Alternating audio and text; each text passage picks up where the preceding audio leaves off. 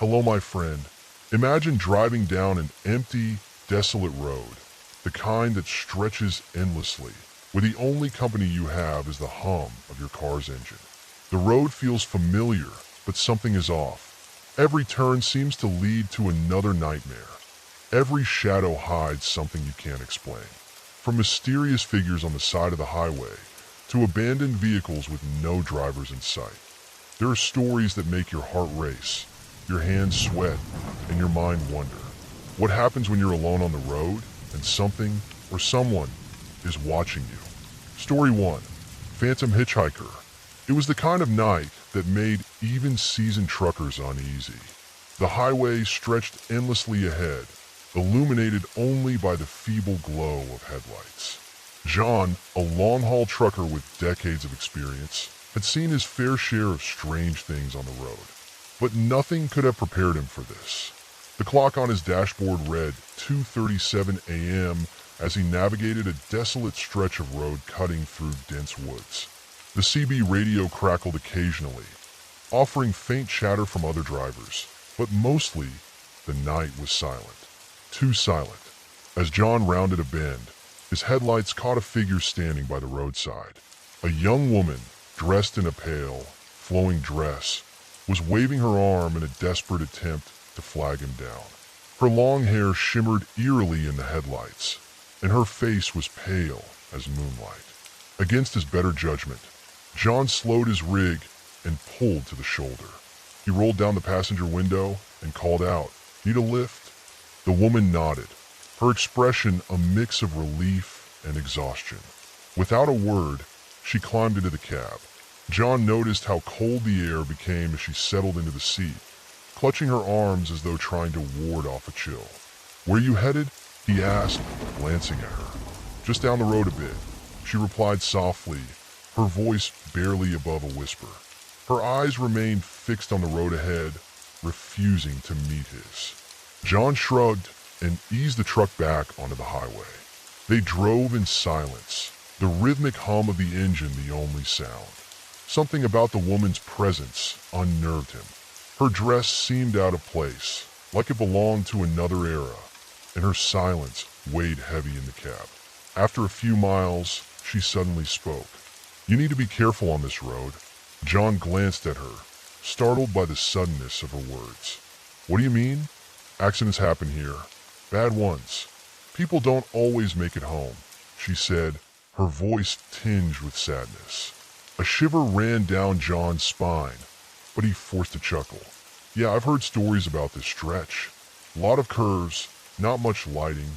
She didn't respond. When John turned to look at her again, his heart stopped. The seat was empty. He swerved, nearly losing control of the truck as panic set in. His mind raced. Had she jumped out? Was she ever there at all? He pulled over, his hands shaking as he threw the truck into park. He searched the cab and even stepped outside to check the roadside. There was no sign of her. As he stood there, the sound of an approaching vehicle caught his attention. A small sedan slowed and pulled alongside him. The driver, a middle-aged man, rolled down his window. "Everything okay?" John hesitated, unsure how to explain. I picked up a hitchhiker. A woman. She's gone." The man's face paled. "Was she wearing a white dress?" John nodded slowly. The man sighed and shook his head. "You're not the first to see her. She's been out here for years. Died in a wreck on this road back in the 70s. They say she's still looking for a ride home." John felt a chill that had nothing to do with the night air. He climbed back into his truck, hands trembling as he gripped the wheel. For the rest of his journey, he couldn't shake the image of her pale face and the warning she'd given. Even now, years later, John refuses to drive that stretch of road after dark. And every time he tells the story, he ends with the same words. "I don't know what she was, but I'll never forget her." Story 2. Disappearing gas station. Michael's road trip through the Appalachian Mountains had been peaceful up until the fuel gauge dipped dangerously close to empty. He hadn't seen another car for miles, and the winding mountain road was shrouded in fog, making the journey feel even more isolated. His GPS had stopped working hours ago, and Michael was left relying on instinct and a fading map on his phone. Just as panic began to set in, he spotted the warm glow of neon lights in the distance. Relief washed over him as he saw the unmistakable outline of a gas station nestled at the side of the road. The station was an old-fashioned kind, with a single pump under a rusted canopy and a small convenience store. The sign above read Pine Ridge Gas and Goods in flickering red letters. Michael pulled in, the crunch of gravel under his tires breaking the eerie silence of the night. As he stepped out of his car, he noticed how quiet it was. No crickets, no wind, just an oppressive stillness. Shrugging it off, he walked to the pump and tried to swipe his card. Nothing happened. Frustrated, he turned toward the store and saw a faint light inside. Pushing open the creaky door, Michael stepped into the store. The air smelled faintly of mildew and gasoline. Behind the counter stood an older man in a plaid shirt, his gray beard neatly trimmed. "Evening," the man said, his voice gruff but polite. "Hey," Michael replied. "The pump outside isn't working. Can I pay inside?" The man nodded slowly. "Sure thing. Just tell me how much you need." Michael handed over a 20 and went back outside to fill his tank. As he pumped the gas, he glanced around the station. Something felt off. The flickering neon lights cast strange shadows, and the fog seemed thicker here, swirling unnaturally around the edges of the lot. Once his tank was full, Michael returned to the store to thank the attendant. But when he stepped inside, the man was gone. The light over the counter was off, and the place looked darker and older than it had minutes ago. Dust covered the shelves, and cobwebs hung from the ceiling. The air was colder, and a shiver ran down Michael's spine. "Hello," he called out, his voice echoing eerily in the empty store. There was no response. Uneasy, he turned to leave and noticed a framed newspaper clipping on the wall near the door. It was yellowed and torn, but the headline was clear: "Local gas station destroyed in fire. 1978. Michael's heart pounded as he scanned the article. The accompanying photo was unmistakable. Pine Ridge Gas and Goods, the same station he had just stopped at. The article described how a fire had engulfed the station late one night, killing the owner, an elderly man named Walter Griggs. Panicking, Michael bolted out of the store and jumped into his car. As he sped away, he glanced in his rearview mirror. The gas station was gone. The road behind him was empty, shrouded in fog as if the station had never been there. For the rest of his journey, Michael couldn't shake the image of the old man or the eerie silence of the station. When he told his story later, friends laughed it off as a trick of exhaustion or a vivid dream. But Michael knew what he had seen, and every time he drives through the Appalachians, he keeps his tank full just in case. Story 3. Creepy Man on the Side of the Road. It was supposed to be a simple late-night drive. Laura had finished visiting her sister in the city and was heading back to her small hometown. The 2-hour drive was usually uneventful, but this time, something felt different. The road was darker, the air heavier, and the usual comfort of the open highway was replaced with an uneasy tension. The clock on her dashboard read 12:45 a.m. as she cruised along the empty stretch of road. Trees loomed on either side, their twisted branches forming eerie shapes in the moonlight. The hum of her car's engine was the only sound accompanying her. She had just passed the last gas for 30 miles sign when her headlights caught a figure up ahead.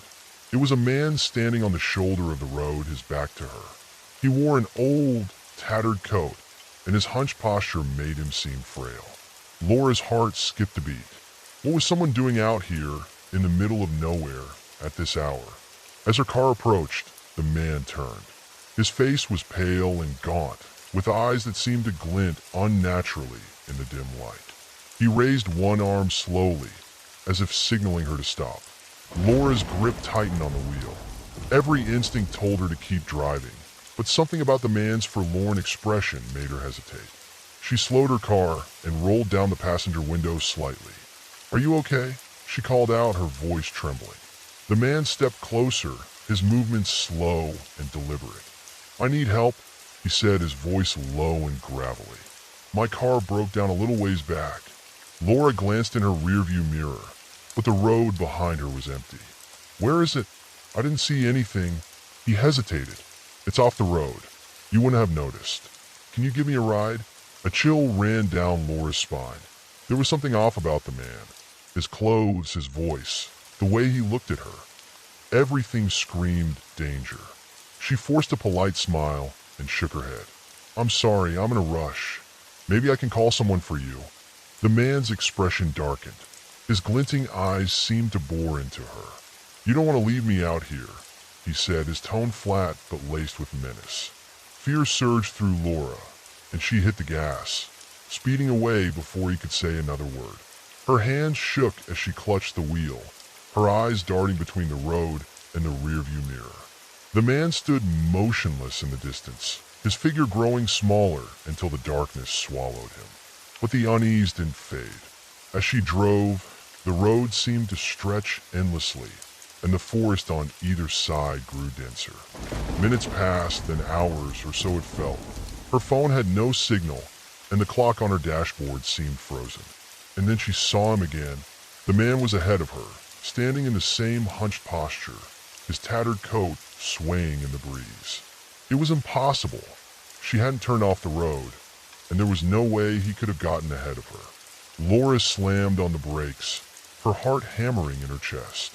The man turned slowly to face her, his glinting eyes locking onto hers. This time he smiled, revealing teeth that seemed too sharp, too unnatural. He raised his arm again, signaling her to stop. Panic consumed her. She threw the car into reverse, tires screeching as she backed away. Then she spun the wheel, pulling a dangerous U-turn and speeding back the way she had come. She didn't care where she ended up. She just needed to get away. After what felt like hours, she saw the familiar glow of a gas station. Laura pulled in, her hands still trembling, and stumbled out of the car. The attendant behind the counter looked up, startled by her frantic appearance. Are you okay, miss? He asked. Laura struggled to catch her breath. There's a man on the road. He's not normal. The attendant's face paled. He stepped around the counter and peered out into the night. You saw him? Laura nodded, her heart still racing. Twice. He got ahead of me somehow. The attendant's expression was grim. You're lucky you didn't stop. People who pick him up, they don't come back. Laura felt the blood drain from her face. Who is he? Nobody knows for sure, the man said. But he's been out there for years. Always at night. Always asking for a ride. Folks around here call him the Shadow Hitcher. For the rest of her life, Laura avoided that stretch of road. And every time she drove alone at night, she couldn't help but check the shadows for a man in a tattered coat, waiting to raise his hand once more. Story 4. The Ghost Car. The road was empty as James drove home late one foggy night. He'd been visiting an old friend in a nearby town, and now the winding country highway stretched ahead of him like an endless ribbon. His old sedan hummed steadily, the only sound in the stillness. The clock on the dashboard glowed faintly, 1:13 a.m. He yawned, gripping the wheel tighter to fight off fatigue. The fog thickened, curling like ghostly tendrils around his car. The beams of his headlights struggled to cut through it, casting eerie shadows along the roadside. Then he saw a pair of taillights in the distance, bright red dots glowing faintly through the mist. James frowned. He hadn't seen another car for miles. He checked his speedometer and eased off the gas, ensuring he wasn't approaching too quickly. As he got closer, the outline of an old car became visible. It was a classic model, something from the 1950s with a sleek, rounded design. Its chrome bumper gleamed faintly in the dim light. James admired it for a moment before noticing something strange. The car wasn't moving. It was gliding. He blinked, thinking his tired eyes were playing tricks on him. But no, the car was definitely moving without its wheels touching the ground, floating silently a few inches above the asphalt.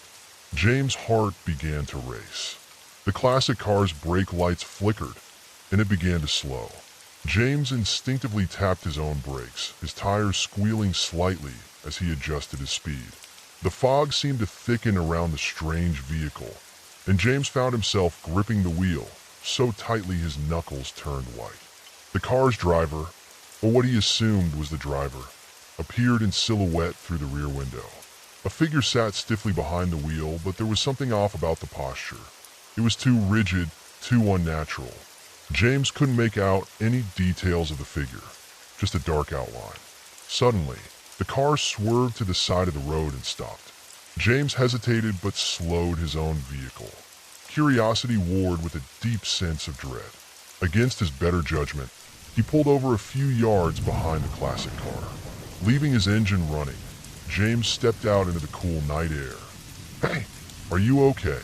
he called out, his voice echoing eerily in the silence. The figure in the car didn't move. The taillights cast an ominous red glow, making the fog seem almost alive as it swirled around the vehicle. James took a cautious step closer, squinting to see through the driver's side window. Then, the car's engine roared to life. James froze as the headlights flared, bright and blinding. Before he could react, the car shot forward, tires screeching, though they never seemed to touch the ground. It vanished into the fog as if it had been swallowed whole. James stumbled back to his own car, heart pounding. He jumped inside, locked the doors, and sped off, glancing in his rearview mirror every few seconds. The road behind him was empty, but the unease lingered. When he finally reached home, James couldn't shake the image of the floating car and its shadowy driver. The next day, he mentioned it to a local mechanic while getting his own car checked. The man's face turned pale. "You saw the ghost car?" the mechanic asked, his voice hushed. James nodded, confused. "What's the story?" The mechanic sighed. "They say it's the car of a man who crashed on that road back in the 1950s. Lost control in the fog and went off a cliff. People claim they see his car still driving the highway, looking for a way home." James felt a chill run down his spine.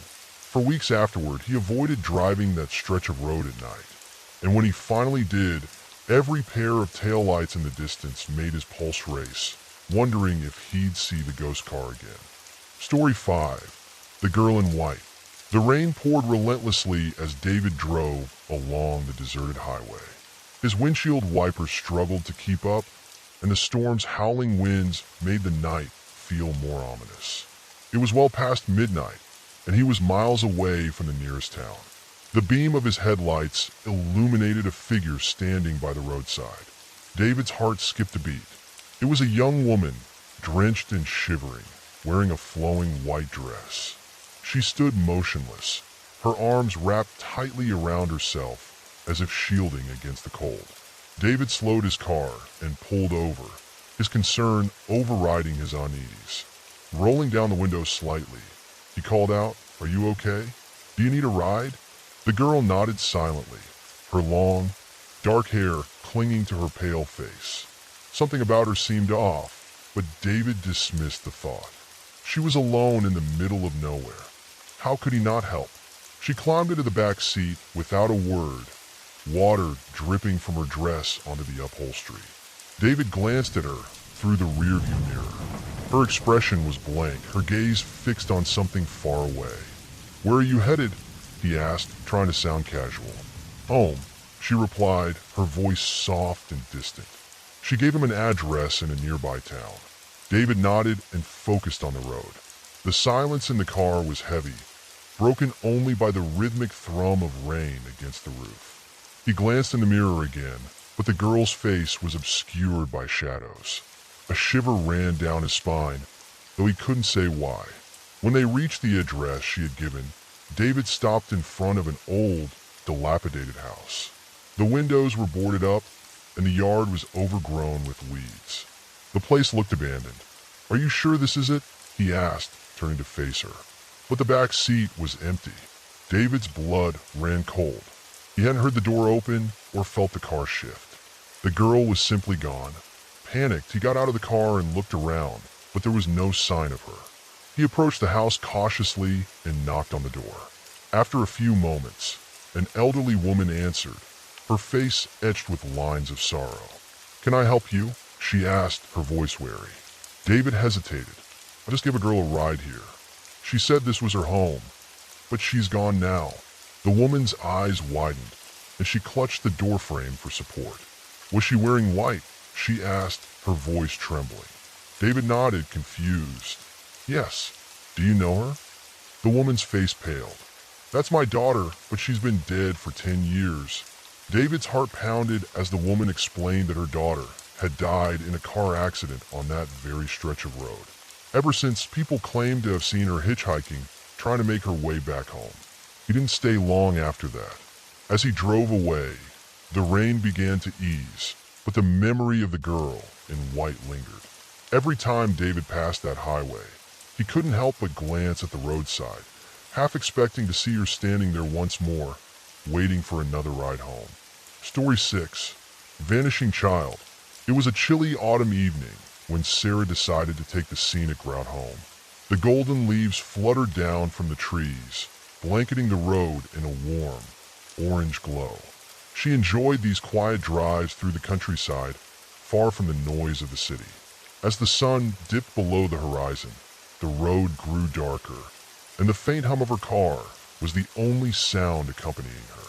She turned a corner and saw a small figure standing by the edge of the road. A child, no older than 7, wearing a red coat and holding a small teddy bear.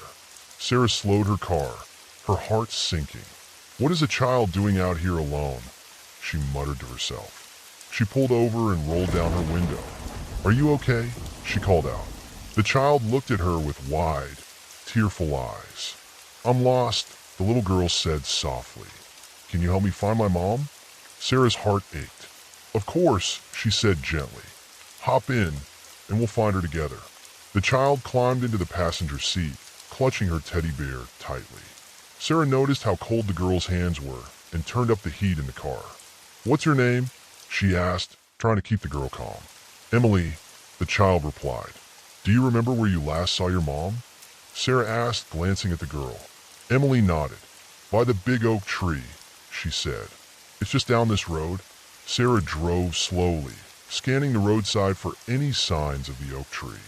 The air outside grew colder, and an unsettling silence filled the car. She glanced at Emily again, but the child's face was expressionless now, her eyes fixed on the road ahead. Finally, Sarah spotted the oak tree Emily had mentioned. It stood tall and gnarled, its branches reaching out like skeletal arms. She pulled over and looked around, but there was no one in sight. "Is this where you saw her?" Sarah asked, turning to Emily, but the passenger seat was empty. The teddy bear lay on the seat, damp with the morning dew that hadn't been there before. Sarah's breath caught in her throat. She scrambled out of the car, calling out into the night, "Emily? Emily!" The only response was the rustling of leaves in the wind. Sarah felt a chill run down her spine. She picked up the teddy bear, its fabric worn and faded, and looked around one last time before getting back into her car. The next day, haunted by the experience, Sarah visited the local library to see if she could find any information about the area. A librarian hesitated before pulling out an old newspaper clipping. The headline read, "Tragic Accident Claims Life of Local Girl." Sarah's blood ran cold as she saw the photograph accompanying the article. It was Emily, wearing the same red coat and clutching the same teddy bear. According to the article, Emily had been struck by a car near the oak tree decades ago. Her mother had been searching for her ever since, until her passing several years later. To this day, Sarah avoids that stretch of road. But every now and then, she thinks about the little girl who vanished without a trace, leaving only a damp teddy bear and an unanswered question. Was she trying to find her way back to her mother? Or was she leading Sarah away from something even darker lurking in the night? Story 7. Eerie Radio Interruption. Jason loved road trips. The open road, the hum of his tires on the pavement, and his curated playlist were his ultimate companions. This time, he was driving cross-country to visit an old college friend. The route took him through a remote desert stretch where the only light came from his car's headlights and the moon overhead. It was the second night of his trip, and fatigue was beginning to set in. The endless expanse of road ahead blurred into monotony. To keep himself awake, Jason switched on the radio, hoping for some music or talk shows to break the silence. Static filled the cabin as he flipped through stations. In such a desolate area, it wasn't surprising that reception was spotty at best. Finally, a faint signal crackled through. A soft, old-timey melody began playing, something reminiscent of a 1930s jazz ballad. Jason raised an eyebrow. The station had an eerie charm to it, but it was better than static. As the song ended, a smooth, deep voice came on. "Good evening, travelers. You're listening to the Midnight Hour, your guide through the darkest roads. Tonight's topic, those who never make it to their destination." Jason chuckled nervously. "Creepy," he muttered, turning the volume down slightly. The host continued. "Have you ever wondered what lingers on these lonely highways? Perhaps you've passed them before, shadows on the roadside, faces in the rearview mirror. If you're not careful, you might find yourself among them." Jason shifted in his seat, glancing at the empty road ahead. A chill crept up his spine despite the warm desert air. Then the radio signal faltered, descending into static before cutting back in. But now, the voice was different. It was hurried, frantic. "Turn back," it whispered, barely audible over the crackling noise. "He's waiting. Don't go any further." Jason's pulse quickened. "What the hell?" he said aloud, reaching for the dial to change the station. But no matter how many times he turned the knob, the voice persisted. "You can't escape," it said. "He's already here." At that moment, his headlights illuminated something up ahead, a figure standing in the middle of the road. Jason slammed on the brakes, his tires screeching against the asphalt. The car skidded to a halt just feet away from the figure. It was a man, tall and gaunt, wearing a wide-brimmed hat. His face was obscured by shadows, but Jason could feel the intensity of his gaze. Jason fumbled to lock his doors, his heart pounding. The man didn't move. He simply stood there, as if waiting. Jason honked his horn, but the figure remained still. Suddenly, the radio crackled again. The smooth voice from earlier returned, calm and measured. "It seems you found him. Or rather, he's found you." Jason's breath hitched. The man outside began to move, walking slowly toward the driver's side window. Jason panicked, throwing the car into reverse. He hit the gas, speeding backward down the empty road. The figure didn't chase him, but remained in the middle of the road, growing smaller in the rearview mirror. After a few miles, Jason stopped to catch his breath. His hands were trembling, his knuckles white from gripping the wheel. The radio was silent now, the static gone. Jason turned it off completely and sat in the quiet, trying to calm himself. But then, a sound broke the silence. A faint whisper coming from the back seat. "You can't escape." Jason didn't look. He didn't dare. He floored the gas, driving as fast as he could toward the next town, the whispers growing louder with each passing mile. Story 8. Unmarked car. Melissa was driving home late one night after a long shift at the hospital. The freeway was nearly empty, a quiet expanse of asphalt stretching endlessly into the darkness. She was tired but relieved to finally be heading home. The clock on her dashboard read 1:47 a.m. A pair of headlights appeared in her rearview mirror, closing the distance quickly. The vehicle was moving fast, its beams illuminating the inside of her car. Melissa frowned, annoyed at the brightness. The car slowed as it approached her, hovering uncomfortably close to her bumper. "What's your problem?" she muttered, glancing at the mirror. She tapped her brakes lightly, hoping the driver would back off. Instead, the car swerved slightly and turned on red and blue flashing lights. Melissa's stomach dropped. Was she speeding? She glanced at her speedometer. She had been careful to stay under the limit. Regardless, she signaled and pulled over to the shoulder, her heart pounding. The unmarked car stopped behind her. Its headlights and flashing lights remained on, casting eerie shadows along the deserted freeway. Melissa rolled down her window waiting, but no one got out. Minutes passed. The car behind her remained still. Melissa's unease grew. Why aren't they coming? She wondered aloud. She grabbed her phone and started to dial 911, but hesitated. What if it was just protocol for them to stay in the car until backup arrived? Finally, the driver's door opened. A tall figure stepped out, silhouetted against the headlights. The person wore a police uniform, but something about their movements seemed off. Slow, almost deliberate, like they were unfamiliar with the role they were playing. The figure approached, and Melissa felt her skin prickle. She couldn't see the officer's face. It was obscured by shadows and the glare of the lights. "Ma'am," the person said, their voice low and monotone. "Please step out of the vehicle." Melissa's grip tightened on the steering wheel. "What's the issue, officer?" she asked, trying to keep her voice steady. The figure didn't answer immediately. They repeated, "Step out of the vehicle." Melissa's instinct screamed at her to stay put. Something wasn't right. She glanced at her phone and quickly sent a text to her husband. "Pulled over by unmarked car. Doesn't feel right. Call 911. I'd like to see your badge," she said, her voice firm. The figure hesitated, then reached into their pocket. But instead of a badge, they pulled out a flashlight and shone it directly into her eyes. Blinded, Melissa recoiled, her heart racing. "Step out of the vehicle," the voice repeated, more forcefully this time.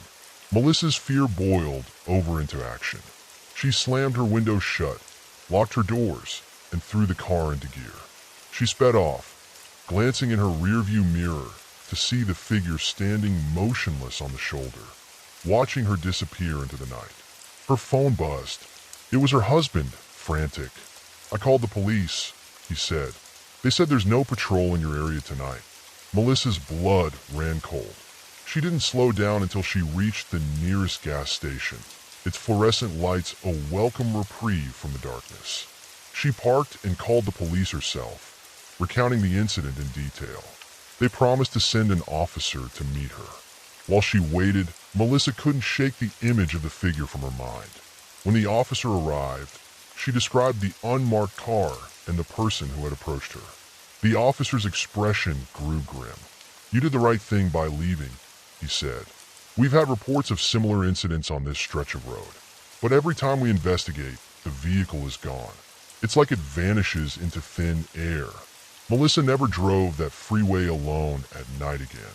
But even now, years later, she can't help but glance in her rearview mirror whenever headlights appear, half expecting to see those flashing lights and the shadowy figure waiting to approach. Story 9. The Desert Lights. The sun dipped low over the jagged horizon, painting the desert in hues of gold and crimson. Heat still radiated from the sand, though the air had begun to cool. In the vast expanse of the Alabaster Dunes, a young geologist named Elena knelt, brushing sand from a peculiar rock formation. She was miles from the nearest town, her only company a weathered jeep and a notebook filled with sketches and observations. Elena had heard the stories of the desert lights as a child. Locals spoke of ethereal orbs that danced across the dunes at twilight, vanishing without a trace by dawn. Most dismissed them as mirages or atmospheric phenomena, but Elena was determined to uncover the truth. Her research had led her to this remote location, far from the reaches of modern civilization. As the last rays of sunlight disappeared, a profound silence fell over the desert. Elena sat on the hood of her jeep, sipping lukewarm coffee and scanning the horizon. Her instruments, scattered around the campsite, beeped faintly, recording data on electromagnetic fields and atmospheric conditions. She had waited 3 nights already, but the lights remained elusive. Then, just as she was about to retreat into her tent, a soft glow appeared on the horizon.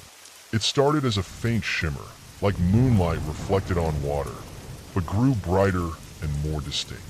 Elena froze, her heart pounding. The desert lights were real. Grabbing her camera and notepad, she approached cautiously. The orbs hovered above the dunes, their colors shifting from pale blue to vibrant green and then to a fiery orange. They moved in fluid, almost deliberate patterns, as if performing a silent dance. Elena's instruments recorded spikes in electromagnetic activity, but she barely noticed, entranced by the spectacle before her. Suddenly, one of the orbs broke away from the others and drifted toward her. It pulsed with a warm, golden light, illuminating the sand around her feet. Elena held her breath, unsure whether to run or stand her ground. The orb circled her slowly, emitting a soft hum that resonated deep in her chest. She extended a trembling hand, and to her astonishment, the orb seemed to respond, drawing closer until it hovered inches from her fingertips. "What are you?" she whispered. The orb flickered, and in that moment, a flood of images filled her mind. Ancient deserts teeming with life, towering cities long buried beneath the sand, and skies ablaze with unfamiliar constellations. It was as if the orb were sharing its memories, or perhaps its origins. Elena staggered back, overwhelmed. The orb lingered a moment longer before retreating, rejoining the others. Together, they ascended into the night sky, their glow fading until only the stars remained. When morning came, Elena packed her equipment and began the long drive back to civilization. Her recordings and notes were invaluable, but she knew they would never capture the profound mystery of what she'd experienced. The desert lights were more than a phenomenon to be studied. They were a reminder of the universe's vast and unfathomable beauty. As she reached the edge of the dunes, Elena glanced in the rearview mirror. For a fleeting moment, she thought she saw a faint glow on the horizon. Smiling, she whispered, "Thank you," and drove on, her heart forever changed by the lights of the desert. Story 10. Foggy Stranger. The village of Greystone was wrapped in a thick, unyielding fog that seemed to stretch endlessly over the moors. To the locals, the fog was as familiar as the craggy cliffs and the lonely sound of waves crashing far below. Yet tonight, the air carried a sense of unease. Doors were bolted, curtains drawn, and fires burned low in the hearts. Few dared to be out after sundown, but young Thomas found himself walking the cobblestone streets, drawn by an inexplicable pull. Thomas was an apprentice blacksmith, known for his quiet demeanor and restless curiosity. He had heard the tales of the foggy stranger, a figure who appeared on nights like this, cloaked and silent, with an aura that sent shivers through even the bravest. Some said he was a ghost, others a wanderer cursed to roam the fog forever. Thomas, for all his skepticism, felt compelled to see for himself. The fog swallowed the light of his lantern, casting eerie shadows that twisted and danced with each step. The air was cold, and every sound seemed amplified. The crunch of gravel underfoot, the distant hoot of an owl, the whisper of the wind through the narrow alleys. Then, from the corner of his eye, Thomas saw movement. A figure emerged from the mist, tall and draped in a tattered cloak. The stranger's face was obscured, but his presence was undeniable. He moved with a deliberate grace, his boots making no sound on the cobblestones. Thomas froze, gripping the handle of his lantern tightly. "Who are you?" he called out, his voice wavering. The stranger paused, tilting his head as if considering the question. Then, in a voice as soft as the fog itself, he replied, "A seeker, much like yourself." Thomas felt a chill run down his spine. "What are you seeking?" "Answers," the stranger said simply.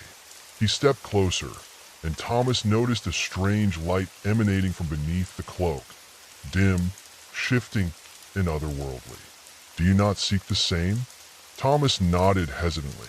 He had always felt out of place in Greystone, yearning for something beyond the forge and the routine of village life. I suppose I do." The stranger extended a hand, gloved and worn. "Then come. The fog holds secrets for those brave enough to uncover them." Against his better judgment, Thomas reached out. The moment their hands touched, The world around him seemed to dissolve. The fog thickened, swirling in patterns that felt alive, and the village faded into a distant memory. Images flashed before his eyes. Ancient ruins, forgotten paths, and a vast, star-filled sky. When the vision ended, Thomas found himself standing alone on the moors. The fog was lifting, and the first light of dawn painted the horizon. The village lay behind him, unchanged, yet Thomas knew he would never see it the same way again. The foggy stranger was gone, but his words lingered. The secrets of the fog were not for everyone, but for those willing to follow.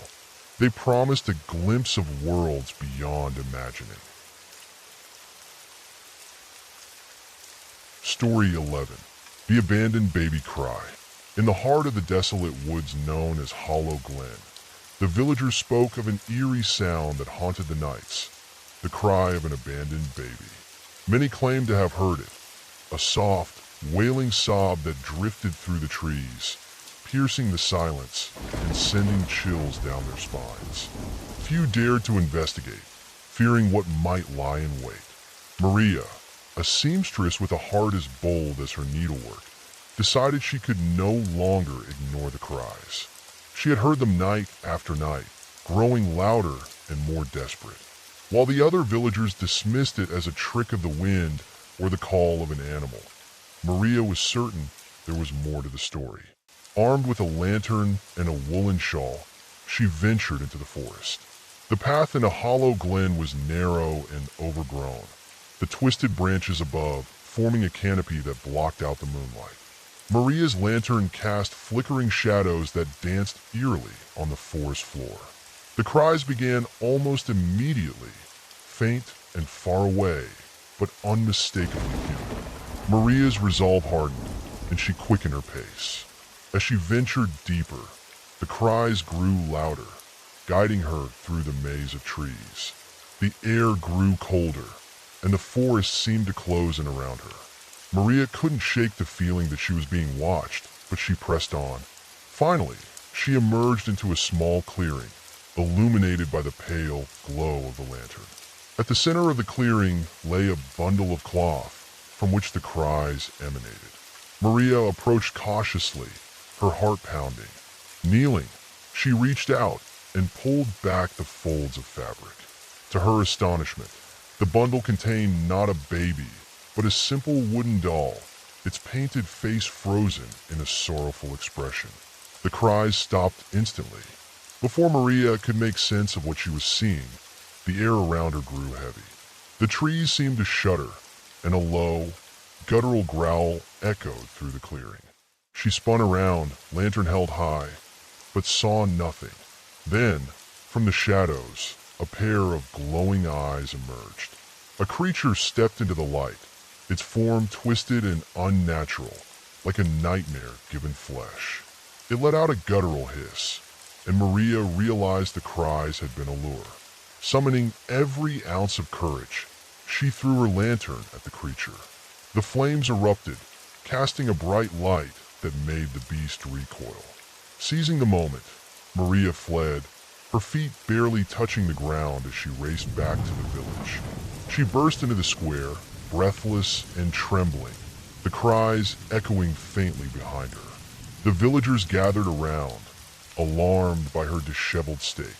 Maria told them what she had found and the forest's true danger. From that night on, no one ventured in the hollow glen. The cries of the abandoned baby continued to haunt the edges of the village. But Maria knew the truth. Some mysteries were better left unsolved, for not all cries in the night sought comfort. Some sought prey. Story 12. Endless Loop Road. It was a moonless night when Ellie found herself driving down a road she didn't recognize. The headlights of her old sedan barely illuminated the winding path ahead, and the dense forest on either side seemed to press in like a living thing, eager to swallow her whole. She glanced at the GPS on her phone. The screen flickered, the map showing a single line labeled Endless Loop Road. No towns, no landmarks, just a road stretching out into nothingness. The signal bars in the corner were blank. A shiver ran down her spine, but she told herself it was just her imagination. After all, she'd taken plenty of detours on solo road trips before. As the minutes turned into an hour, unease settled into her bones. The road remained unbroken by intersections or turnoffs. Every mile looked the same.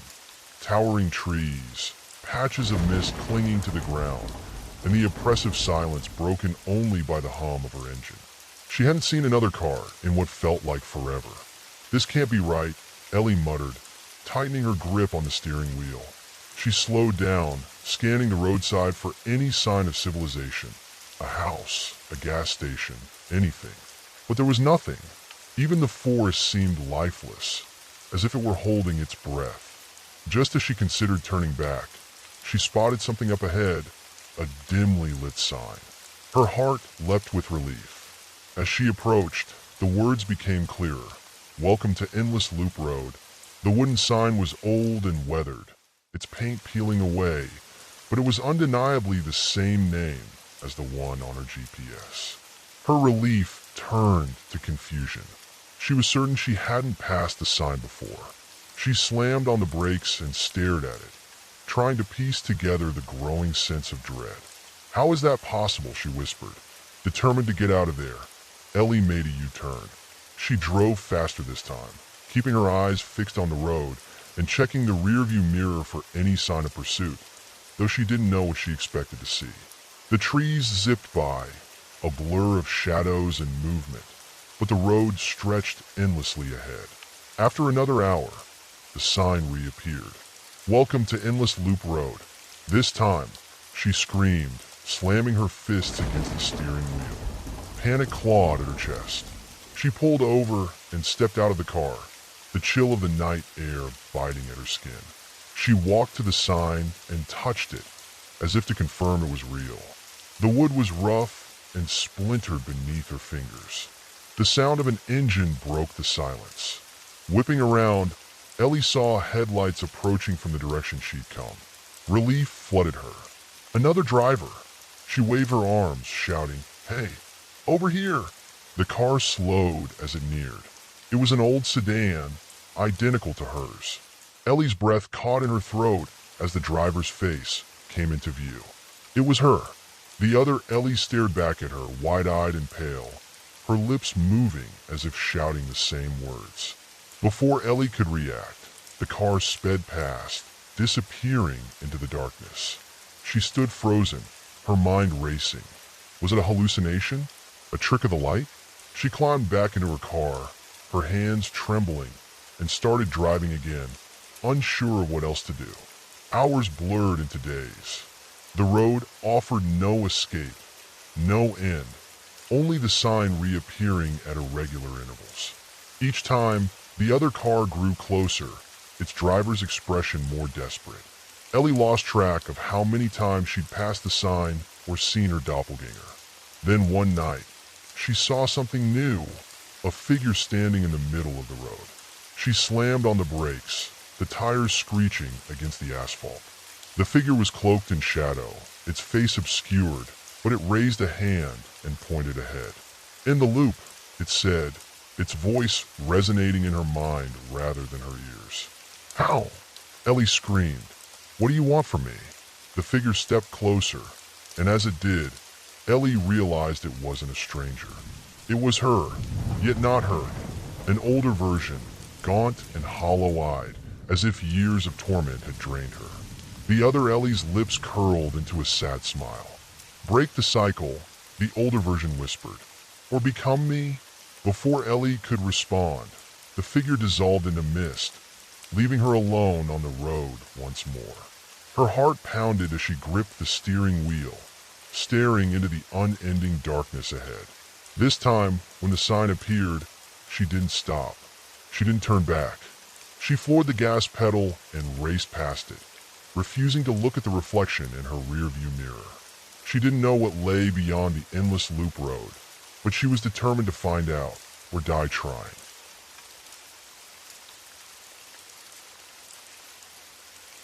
Story 13. Headlights in the rearview.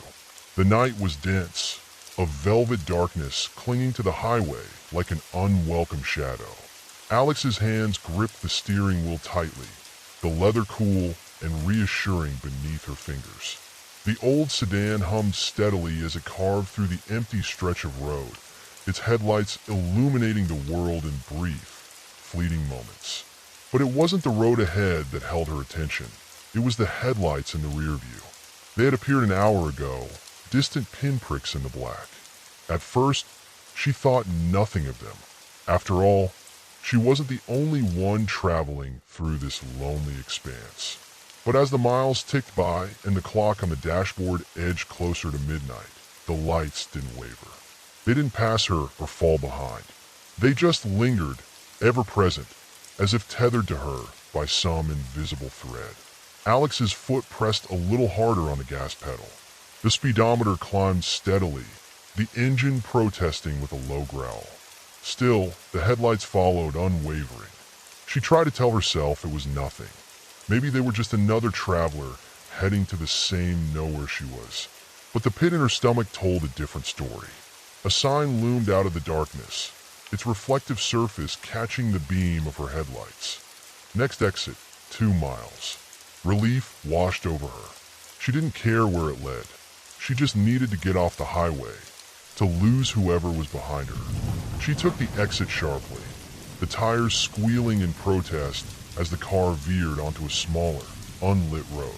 Her heart pounded as she glanced in the rearview mirror. For a moment, she thought she'd lost them. But then, there they were, the same 2 points of light, unwavering and ominous, growing brighter as they closed the distance. "What do you want?" she muttered under her breath, her voice trembling. She fumbled for her phone on the passenger seat, cursing herself for not keeping it within reach. Her fingers finally closed around it, and she dialed 911, her eyes darting between the road and the mirror.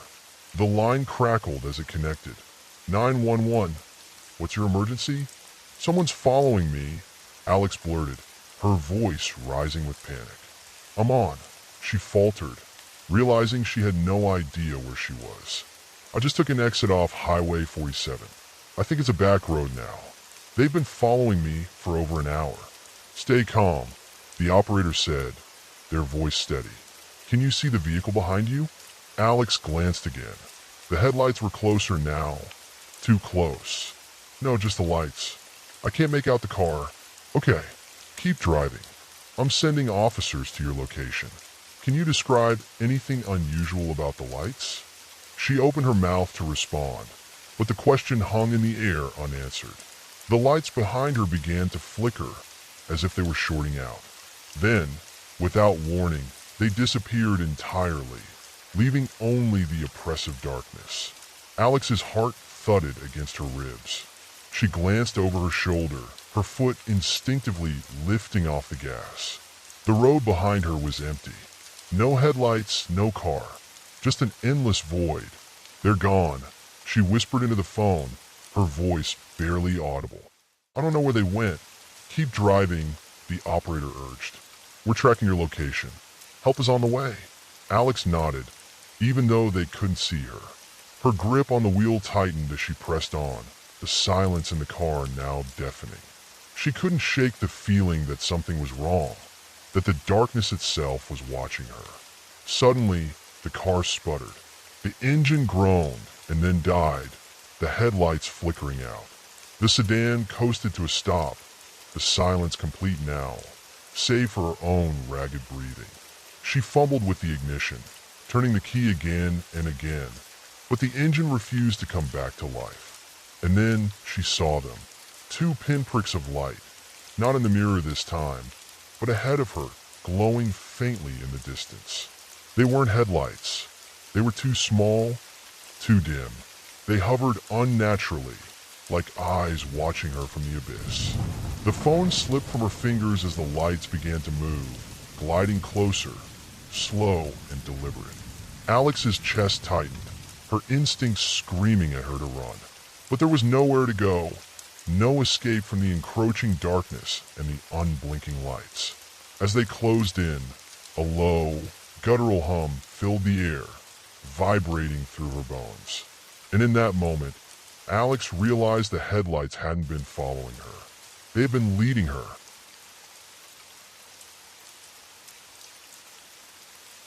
Story 14. Mystery Tunnel. Rain battered the windshield as Anna drove down the deserted highway. She had taken a wrong turn hours ago, and her phone had lost signal soon after. The isolation of the road unnerved her. She hadn't seen another car since dusk. When her headlights illuminated a narrow dirt road, she hesitated for a moment before turning onto it. Surely, it would lead her back to the main road. The dirt road meandered through dense woods, growing narrower with every mile. The rain stopped abruptly, leaving the forest eerily silent. Just as Anna considered turning back, her headlights caught the glint of a structure up ahead. It was an arched stone tunnel, ancient and overgrown with moss.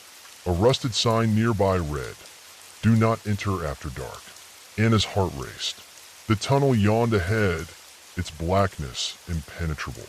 She should have turned back, but curiosity, or perhaps desperation, pushed her forward. With a deep breath, she drove into the tunnel. The darkness swallowed her car whole.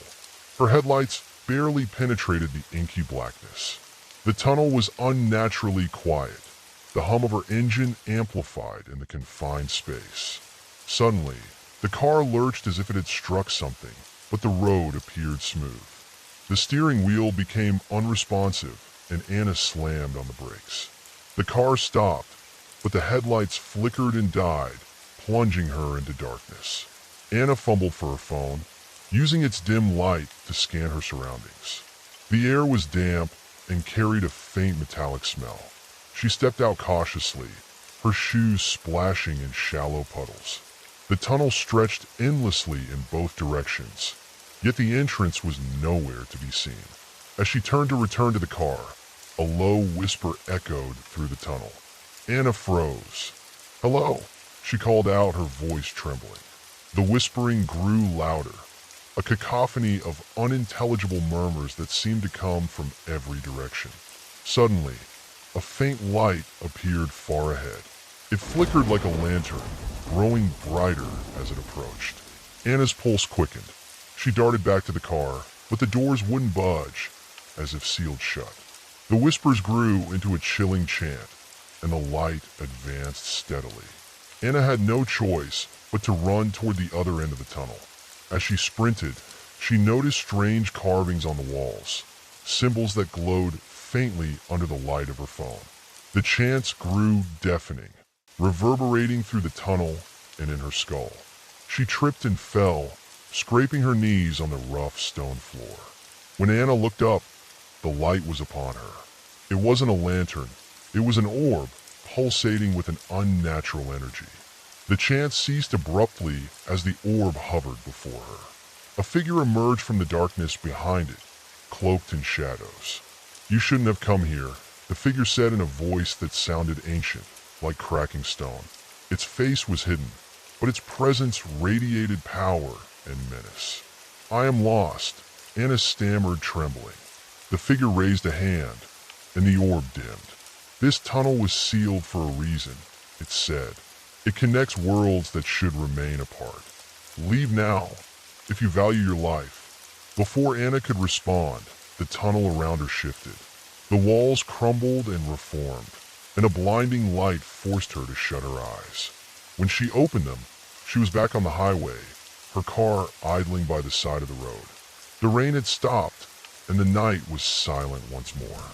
Shaking, Anna checked her phone. The time showed midnight. 3 hours had passed since she entered the tunnel, though it had felt like mere minutes.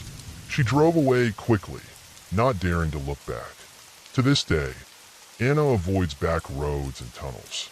But sometimes, late at night, she swears she can hear faint whispers in the distance, calling her back.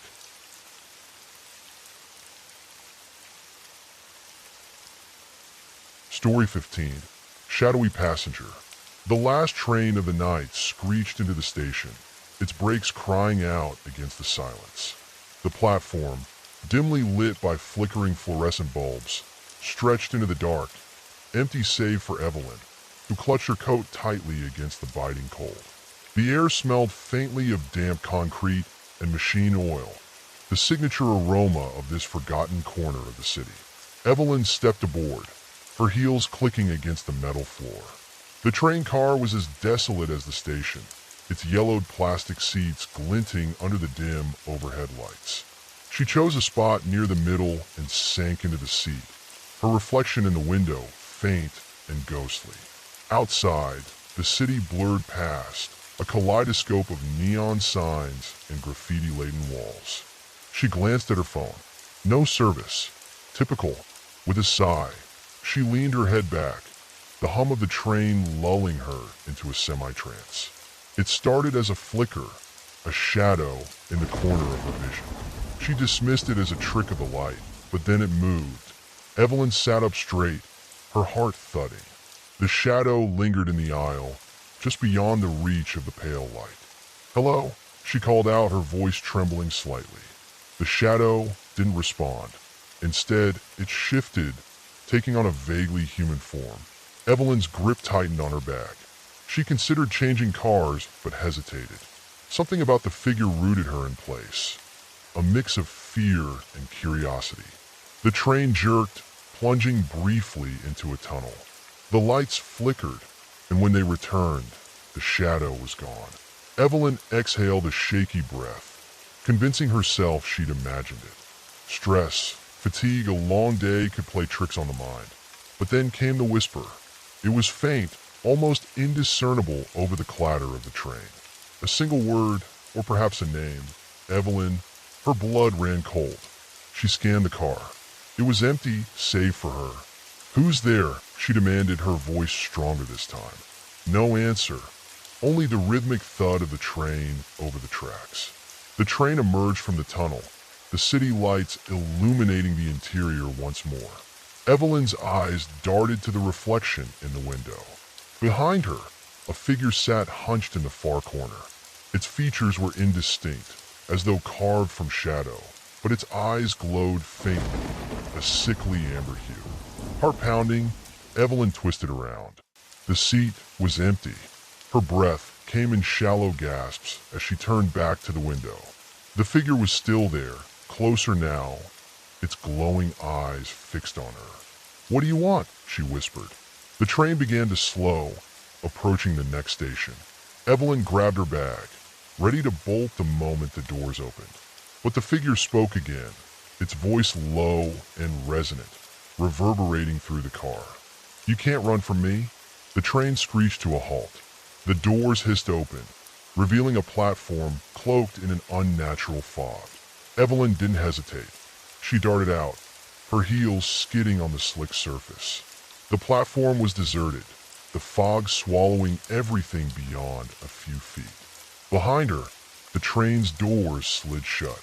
She turned to see the shadowy figure standing inside, its glowing eyes watching her as the train pulled away.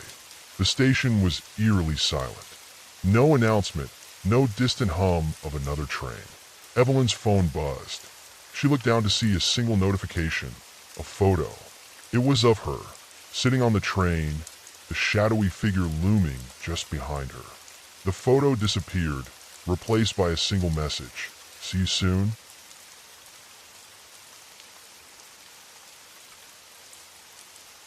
Story 16. The Roadside Watcher. It was a late autumn evening when the first reports came in. Residents of the small, isolated town of Birchwood began whispering about a figure standing by the old highway that cut through the woods.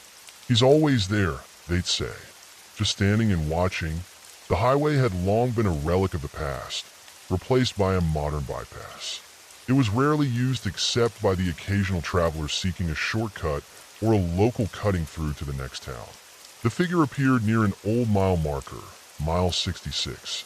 Some claimed he was dressed in old-fashioned clothing, his outline illuminated by the dim light of the moon. Marcy, a young journalist eager to make her mark, dismissed the tales as small-town superstition. Birchwood had plenty of those. Ghost stories, haunted houses, and the infamous disappearance of a boy named Danny Harper nearly 30 years ago. but something about the consistency of the accounts intrigued her. Each witness described the figure the same way: tall, motionless, and seemingly oblivious to the world around him. Determined to investigate, Marcy packed her camera, notebook, and a flashlight. She drove out to the old highway late one evening. The road was eerily quiet, the forest on either side casting long shadows under the pale moonlight. Her car's headlights flickered slightly as she approached mile 66, and for a moment, she felt a chill run down her spine. There he was. The figure stood perfectly still, just as described. He faced the road, his features obscured by the darkness and the brim of his hat. Marcy parked her car a safe distance away and stepped out cautiously. She raised her camera, snapping a few pictures. The flash briefly illuminated the figure, revealing a pale, expressionless face. "Hello," Marcy called out, her voice trembling slightly. There was no response. The figure didn't move. Gathering her courage, she took a few steps closer. "Do you need help?" she tried again. Still, no response. As she approached, Marcy noticed something odd. The air around the figure felt heavy, as if it were pressing against her chest. Her flashlight flickered, and the road seemed to stretch unnaturally long in both directions. She hesitated, then reached out with trembling fingers to touch his shoulder. The instant her fingers grazed the fabric of his coat, she was overwhelmed by a rush of images and sounds. She saw the highway as it once was, bustling with life. A family in an old station wagon laughing and singing. A hitchhiker with a kind smile waving for a ride. Then, darkness. Screeching tires. A crash. A figure. The watcher, standing silently as it all unfolded. Marcy stumbled back, gasping for air. The figure turned his head slightly, just enough for her to see his pale, glassy eyes. In them, she saw endless sorrow and a strange, silent plea. Before she could react, the figure dissolved into the night, leaving only the faint smell of smoke and a sense of profound loss. Shaken, Marcy returned to her car and sped back to town. She spent the next few days researching the history of Mile 66. What she uncovered left her stunned. Decades ago, the stretch of highway was the site of a tragic accident involving a family and a lone hitchhiker. Witnesses claimed the hitchhiker had been seen watching the scene unfold from the roadside, but vanished before authorities arrived. Over the years, others reported seeing him in the same spot, always silent, always watching. Marcy's article on the roadside watcher became a sensation, drawing both skeptics and thrill seekers to Birchwood. Yet she never returned to Mile 66. The experience left her haunted, and she often wondered about the figure's true purpose. Was he a ghost, a guardian, or a manifestation of the tragedies that took place there? One thing was certain. The watcher's gaze lingered long after the stories faded, a reminder that some mysteries are never meant to be solved.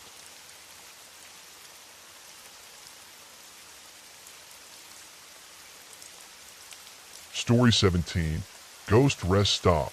The highway stretched endlessly into the night, flanked by dense, shadowy woods on either side. Jill and her brother Mike were on their way to a family reunion, their car packed with luggage and snacks. They had underestimated how long the drive would take, and now found themselves in the middle of nowhere with a rapidly dwindling fuel gauge. "We need to find a gas station," Jill said, her voice tight with worry as she glanced at the dashboard. Mike squinted at the GPS on his phone. "There's a rest stop coming up in a couple of miles. Let's hope it's still open." As they drove on, the rest stop appeared like a mirage, a single, flickering light illuminating a small cluster of buildings. A diner, a gas station, and a restroom. The place looked eerily deserted, the structures worn down as if they had been abandoned for years. "This is creepy," Jill muttered as they pulled in. "Are we sure this place is even operational?" Mike shrugged. "We don't have much of a choice." The siblings stepped out of the car, the cool night air biting at their skin. The gas pump looked old but functional. Mike started filling the tank while Jill decided to use the restroom. The faint hum of insects filled the air, accompanied by the occasional rustle of leaves in the wind. Inside the restroom, Jill found the air stale and musty. The fluorescent lights flickered overhead, casting unsettling shadows. As she washed her hands, she thought she heard faint whispers, but when she turned to look, the room was empty. Back outside, Mike was staring at the diner. "Jill, check this out," he called. She joined him, peering through the dusty windows. Inside, the diner looked frozen in time. Plates of uneaten food sat on tables, cups of coffee half full. A jukebox in the corner stood silent but pristine, as if waiting for someone to play a tune. "It's like everyone just disappeared," Mike said, his breath fogging up the glass. "Let's get out of here," Jill said, pulling his arm. "This place is giving me the creeps." Just then, the diner's jukebox lit up, playing a scratchy rendition of an old tune. Jill and Mike froze. The hairs on the back of their necks stood on end as the door to the diner creaked open on its own. "We're leaving," Jill said firmly, dragging Mike toward the car. As they approached their vehicle, they saw something that stopped them dead in their tracks. A man stood by the gas pump, his back to them. He was dressed in a dated uniform, the kind gas station attendants wore in the 1950s. Slowly, he turned to face them. His features were pale, almost translucent, and his eyes seemed to glow faintly in the darkness. "Need some help?" the man asked, his voice hollow and echoing as if it came from deep underground. Jill and Mike didn't answer. They jumped into the car, locking the doors.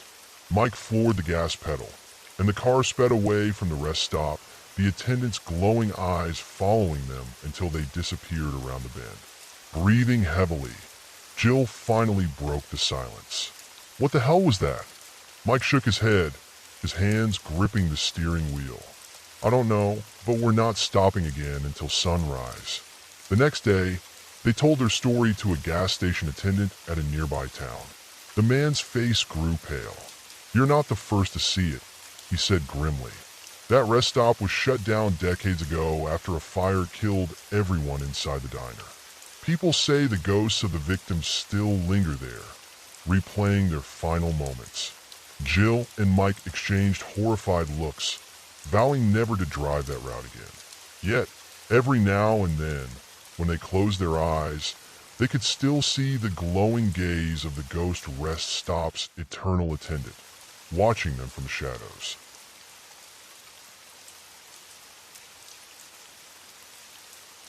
Story 18. The Silent Biker. On a misty October evening, in the small, forgotten town of Hollow Pines, a legend whispered through generations came to life once more. They called him the Silent Biker, a spectral figure who roamed the winding roads, leaving behind only the soft hum of his motorcycle and an unsettling chill in the air. Hollow Pines was a place where stories took root and grew into haunting folklore. The Silent Biker's tale was the town's most infamous. Decades ago, a young man named Jack Carmichael had been a local daredevil, notorious for his reckless motorcycle stunts and a leather jacket as black as midnight. He was the pride and bane of the town, admired by some and scorned by others. One fateful night, Jack had challenged fate itself. Under a full moon, he raced through Dead Man's Curve, a treacherous stretch of road that twisted like a serpent through the dense woods. Witnesses claimed he was going too fast, pushing his limits as usual. But this time, fate pushed back. His bike skidded off the road, crashing into the ravine below. Jack's body was never found, and his motorcycle disappeared with him, swallowed by the darkness. In the years following Jack's death, the legend of the Silent Biker was born. Locals spoke of a ghostly figure on a motorcycle, riding through the fog-shrouded streets at midnight. He never spoke, never stopped, and never revealed his face. The only sign of his presence was the distant, low rumble of his engine and the faint smell of burning rubber. Teenagers dared each other to walk the roads at night, hoping to catch a glimpse of the Silent Biker. Some claimed to have seen him, a shadowy figure on a bike that glowed faintly in the dark. Others dismissed the stories as nonsense, though they avoided Dead Man's Curve just the same. For Clara Davis, a journalist visiting Hollow Pines, the legend was a challenge she couldn't resist. She had built her career uncovering truths behind urban myths and ghost stories. The silent biker was just another case to crack. Armed with her notebook, camera, and an unshakable resolve, Clara set out to document the truth. Clara interviewed locals, recording their accounts of eerie encounters. A gas station attendant described seeing tire tracks appear on the damp road when no one was around. An elderly woman swore she'd seen the biker pass her house, his headlights piercing through the fog, only to vanish before reaching the end of the street. Determined to witness the phenomenon herself, Clara ventured to Dead Man's Curve on Halloween night, the anniversary of Jack's crash. The air was thick with fog, muffling every sound except the occasional rustle of leaves. She set up her camera and waited. At precisely midnight, the distant hum of an engine broke the silence. Clara's heart raced as she saw a faint light piercing through the mist. The figure emerged, a rider on a sleek, black motorcycle, his face obscured by a helmet. The bike's wheels didn't touch the ground, gliding eerily above it. Clara raised her camera, snapping pictures as the rider approached. The silent biker stopped a few feet away from her. Clara felt the air grow icy, her breath visible in the chilling night. The biker extended a gloved hand, pointing toward the ravine below. She followed his gesture, peering into the abyss. There, beneath the tangled roots of an ancient tree, lay the rusted remains of a motorcycle. Beside it, half buried in the earth, was a skeletal hand clutching a leather jacket. Clara turned back to the biker, but he was gone, leaving only the faint smell of gasoline and a low, fading rumble in the air. She had found the truth, but it was a truth that raised more questions than it answered. The next morning, Clara's photographs revealed nothing but empty roads and fog. Yet she knew what she had seen. The silent biker's legend was real, and his restless spirit remained bound to Hollow Pines, forever riding through the night in search of peace. The story of the silent biker became Clara's most famous article, sparking debates and renewed interest in Hollow Pines. But for the townsfolk, it was a solemn reminder that some spirits never truly leave, their stories echoing through the ages like the distant hum of a ghostly engine. Story 19, Flickering Lights. The old cottage at the end of Ravenwood Lane had always been a place of mystery. Perched on the edge of the dense forest, its cracked windows and peeling paint whispered tales of a forgotten past. But it was the flickering lights that truly set it apart. Every night, as the town of Eldermore sank into slumber, the lights in the cottage would begin their eerie dance. They weren't the steady glow of an oil lamp or the warm flicker of a fireplace. These lights moved with a will of their own, bright, sudden bursts of white and blue, swirling patterns that painted the walls and ceiling like a ghostly aurora. No one had lived in the cottage for decades. Some said it was cursed. Others claimed it was haunted by the spirit of Marlowe Brigg, a reclusive inventor who once called it home. For 16-year-old Lila Mayfield, the lights weren't just an oddity, they were a challenge.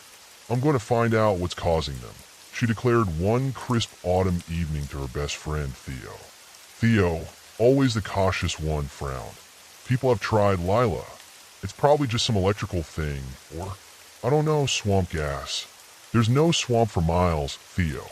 And you know as well as I do, there's no electricity in that place." Lila packed her backpack with essentials: a flashlight, a notebook, her phone, and a handful of granola bars. Armed with her curiosity and a touch of recklessness, she convinced Theo to join her. As they approached the cottage under a pale moon, the air seemed to thicken with anticipation.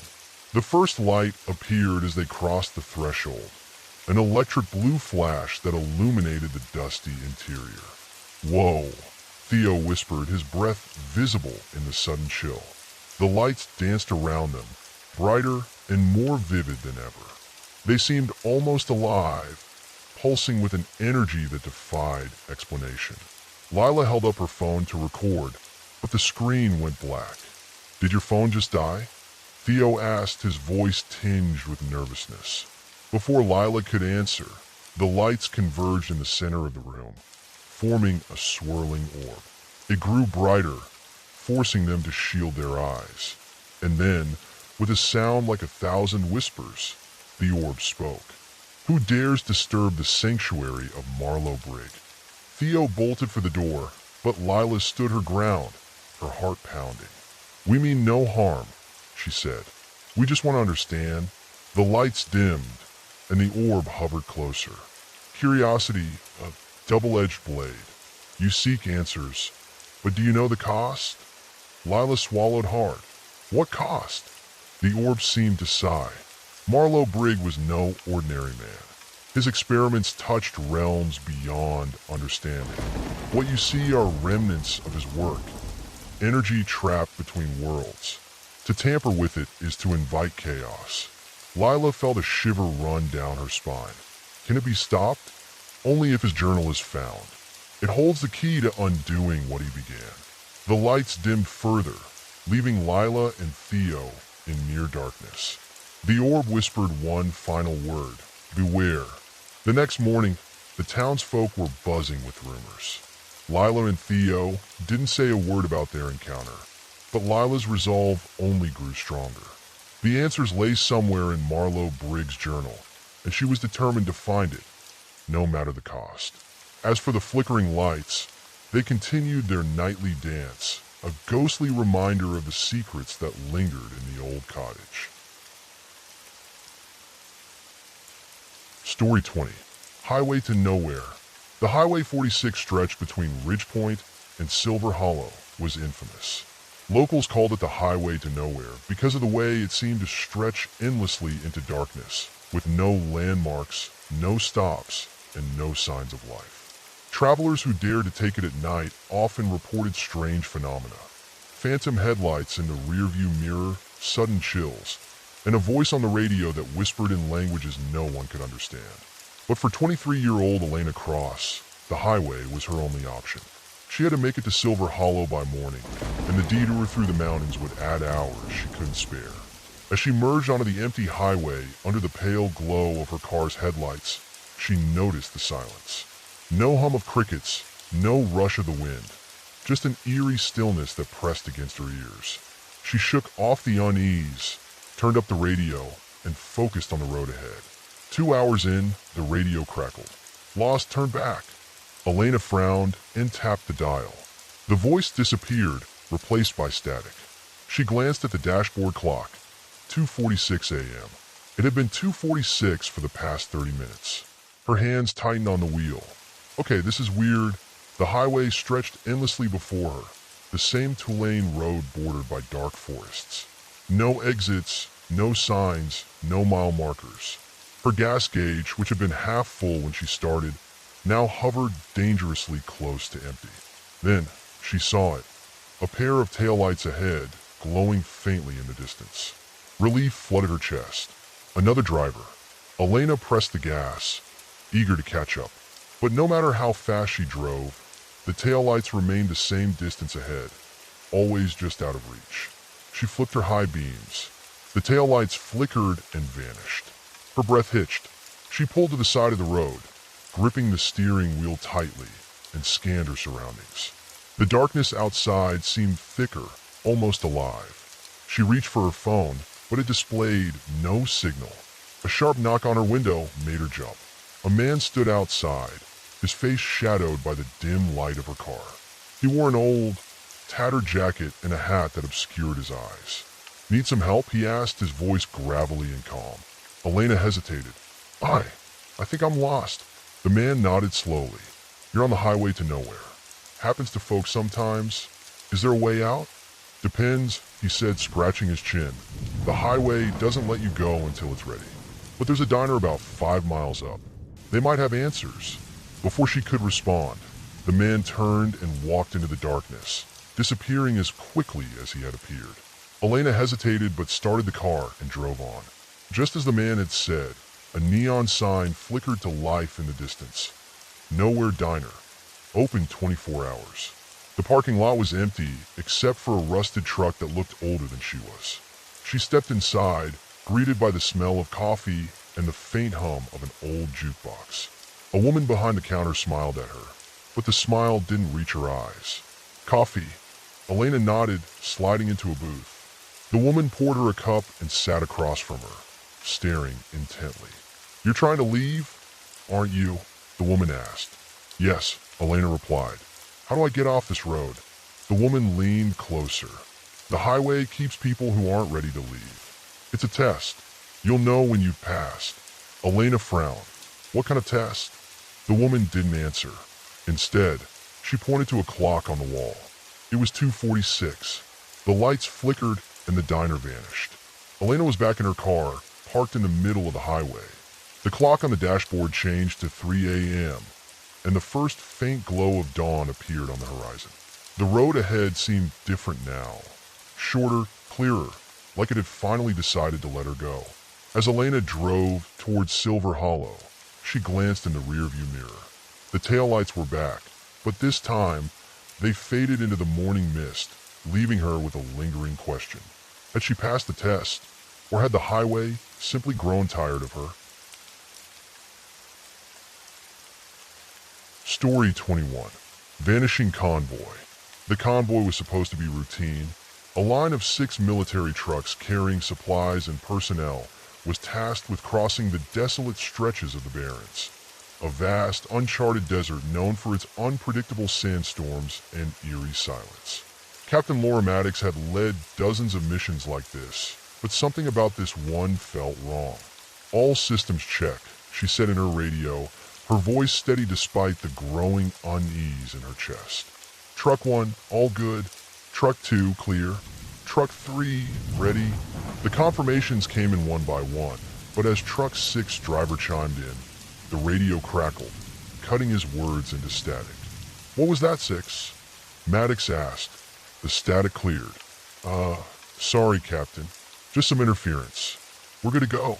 The convoy began its trek, engines rumbling like distant thunder. The sun blazed overhead, turning the landscape into a shimmering mirage. Hours passed in monotonous silence. The only sounds the occasional radio chatter and the crunch of tires on the gritty terrain. Then it started. "Truck 3 to command. Do you copy?" Maddox grabbed the radio. "Command here. What is it, 3? We're seeing something up ahead. Looks like a vehicle. It's just sitting in the middle of the road." Maddox frowned. "Hold position. I'm coming up." She dismounted her truck and approached on foot, dust swirling around her boots. The object in the distance slowly came into focus, a rusted-out Jeep, its tires shredded and its windshield cracked. "What the hell is this doing here?" she muttered, scanning the horizon for signs of movement. "Captain?" Truck 5's driver called over the radio. "Something's not right. I swear that Jeep wasn't there a second ago." Maddox turned to respond, but her words caught in her throat. The Jeep was gone. The convoy erupted into chaos. "Truck 2 to command. The road ahead, it's disappearing." "Truck 4 here. My GPS just died." "Truck 6, repeat." "Truck 6, where you?" Maddox climbed back into her truck, her heart pounding. Outside, the desert seemed to shift and shimmer, the sand dunes folding and unfolding like waves. "Everyone stay together," she barked. "Keep visual contact and maintain radio communication." But the convoy was unraveling. One by one, the trucks reported strange occurrences. Shadows moving where there were no people, distant voices calling names, and the growing sensation that they were being watched. Then Truck 4 disappeared. "Command, this is Truck 3. For just vanished. 1 second they were in front of me, and now there's nothing but sand." Maddox's grip tightened on the radio. "All trucks, hold position. Do not move." But it was too late. The air filled with an unnatural hum, a low vibration that seemed to come from everywhere and nowhere. The sandstorm appeared out of nowhere, its winds howling like a living thing. Maddox could barely see her hand in front of her face as she tried to keep the convoy together. 3, report. 5, do you copy? 6, where are you? Silence. One by one, the trucks vanished into the storm until only Maddox remained. She sat in her truck, gripping the wheel with white-knuckled hands as the storm subsided. The desert was eerily quiet, the road stretching out ahead of her, empty. Her radio crackled. A voice, faint and distant, echoed through the static. Captain Maddox, turn back, before it takes you to. It was the voice of Truck 6 driver. Heart racing, Maddox turned the truck around and sped back the way they had come. The road seemed endless, looping back on itself, until finally, she broke through the haze into familiar territory. When she arrived back at the base, she was alone. No trace of the convoy remained. The official report called it a sandstorm-related incident, chalking the disappearances up to natural causes. But Maddox knew better.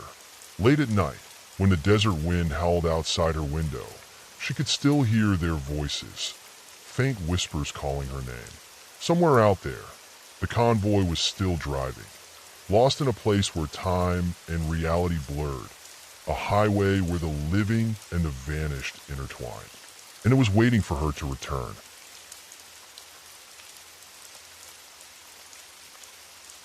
Story 22. The Waving Woman. The road to Hollow Creek was long, winding, and surrounded by dense woods that seemed to swallow the light. Most locals avoided it after dark, claiming it was haunted by the Waving Woman. It was just a ghost story, of course, or at least that's what Daniel thought as he drove through the lonely stretch one late October evening. Daniel was a skeptic by nature, a journalist by trade. He thrived on debunking urban legends and exposing the truth behind eerie tales. The Waving Woman was next on his list. The legend was simple. Drivers traveling the Hollow Creek Road at night often reported seeing a woman standing at the roadside, waving at passing cars. Those who stopped to help her disappeared, never to be seen again. Daniel scoffed at the idea. Just another ghost story to scare kids into staying home, he muttered, gripping the wheel as the first shadows of night settled over the road. The drive was uneventful at first. The trees loomed tall on either side, their bare branches clawing at the sky.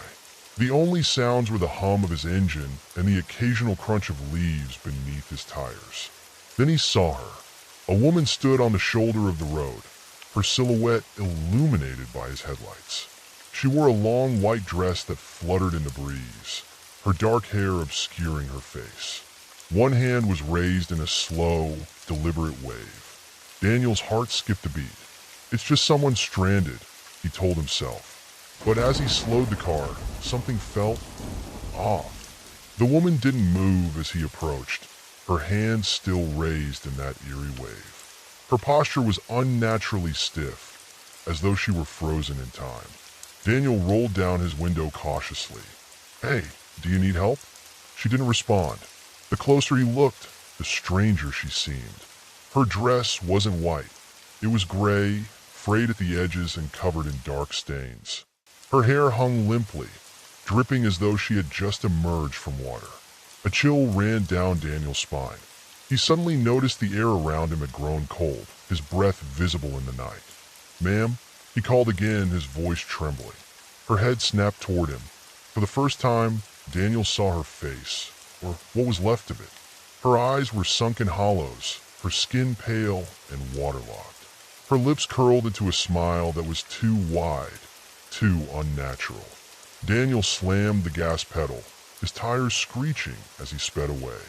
In his rearview mirror, the woman grew smaller and smaller, still standing in the same spot, still waving. But the road ahead twisted and turned, and when he rounded a bend, she was there again. This time she was closer, standing in the middle of the road. Her hand waved in the same, deliberate motion. Daniel swerved to avoid her, his car veering off the road and skidding to a halt in a ditch. His hands shook as he fumbled with his seatbelt, his breath shallow and rapid. When he looked up, she was standing in front of his car, her face inches from the windshield. Her hollow eyes stared into his, her hand pressing against the glass. Daniel screamed and scrambled out of the car, running blindly into the woods. Branches scratched his face and tore at his clothes, but he didn't stop. He didn't dare look back. After what felt like hours, he stumbled onto another road, collapsing onto the pavement as headlights approached. A truck driver found him there, babbling incoherently about the woman on the road. The authorities dismissed his story, chalking it up to exhaustion and an overactive imagination. But Daniel knew what he had seen. He left Hollow Creek the next day, vowing never to return. But sometimes, late at night, he would wake in a cold sweat, haunted by the image of the woman waving at him with that slow, deliberate motion. And in his darkest moments, he swore he could see her standing at the edge of his vision, her hand always raised in that chilling wave. Story 23. Lost time. It started with a traffic jam. Maya was driving home from work, stuck behind a line of cars on the freeway. The sun was setting, casting a fiery orange glow over the city skyline. She checked the time on her dashboard, 7:12 p.m. Her phone buzzed in the cup holder. It was a message from her roommate, Jess. "Hey, you good? You're late." Maya frowned. Late? She wasn't late. She typed back a quick reply at the next stoplight. Traffic. Be home by 7:30. The line of cars inched forward. A detour sign appeared, directing drivers off the main road and onto a smaller, unfamiliar one. Maya groaned, but followed the flow. The detour led her onto a quiet stretch of road bordered by thick trees. The further she drove, the darker it seemed to get. The street lights were sparse, and her headlights barely penetrated the looming shadows. She glanced at her dashboard again, 7:12 p.m. Her brows furrowed. It felt like she'd been driving for at least 10 minutes. The clock hadn't changed. Maybe it's broken, she muttered, tapping the screen. Her phone buzzed again. This time it was a call from Jess. "You okay?" Jess's voice crackled through the speaker. "Yeah, just stuck on a detour. Be there soon." There was a pause. "Maya, it's 10:30. Maya froze, gripping the steering wheel tighter. "What? No, it's not. My car says it's 7:12. I've been calling you for hours. Are you messing with me?" The call cut off abruptly. Maya looked at her phone, no signal. She glanced at the dashboard again. The clock still read 7:12, but now the number seemed wrong. The digits flickered faintly, as if struggling to stay in place. The road ahead stretched endlessly, disappearing into the darkness. Her stomach twisted as she realized there were no other cars, no signs, no markers to indicate where she was. And then she saw it, a figure standing by the side of the road. It was a man, dressed in a faded suit, his face obscured by shadow. He raised a hand in a gesture that wasn't quite a wave. It was more like a signal to stop. Maya's foot hesitated over the brake, but something about him felt wrong. She swerved around him and sped up. In her rearview mirror, the man stood motionless, his arms still raised. Her heart pounded as she pressed the gas pedal, desperate to leave him behind. But the road seemed to loop. No matter how far she drove, the man appeared again, always standing at the edge of her vision, always signaling. The clock still read 7:12. Panicking, she pulled over and yanked her phone from the cup holder.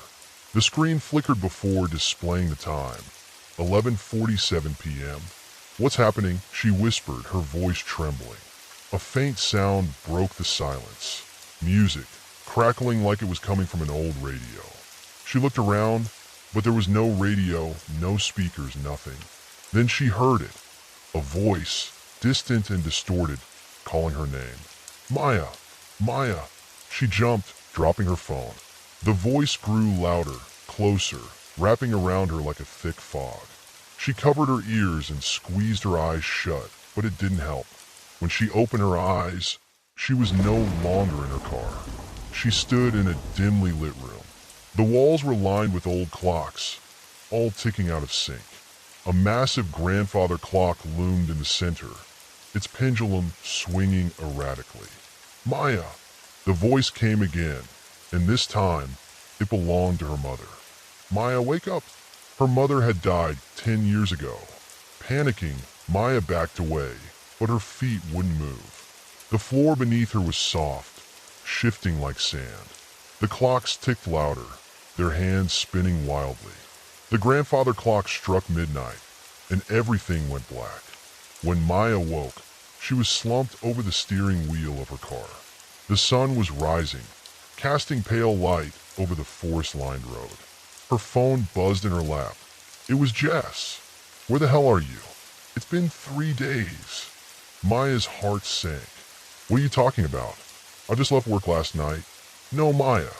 It's Friday. You've been missing since Tuesday." Maya stared at the phone, her mind reeling. The clock on the dashboard now read 6 a.m., but she didn't trust it anymore. The road ahead was clear, but something deep inside her whispered that she hadn't truly escaped. Somewhere, the clocks were still ticking, counting down to the moment she would return to the place where time stood still.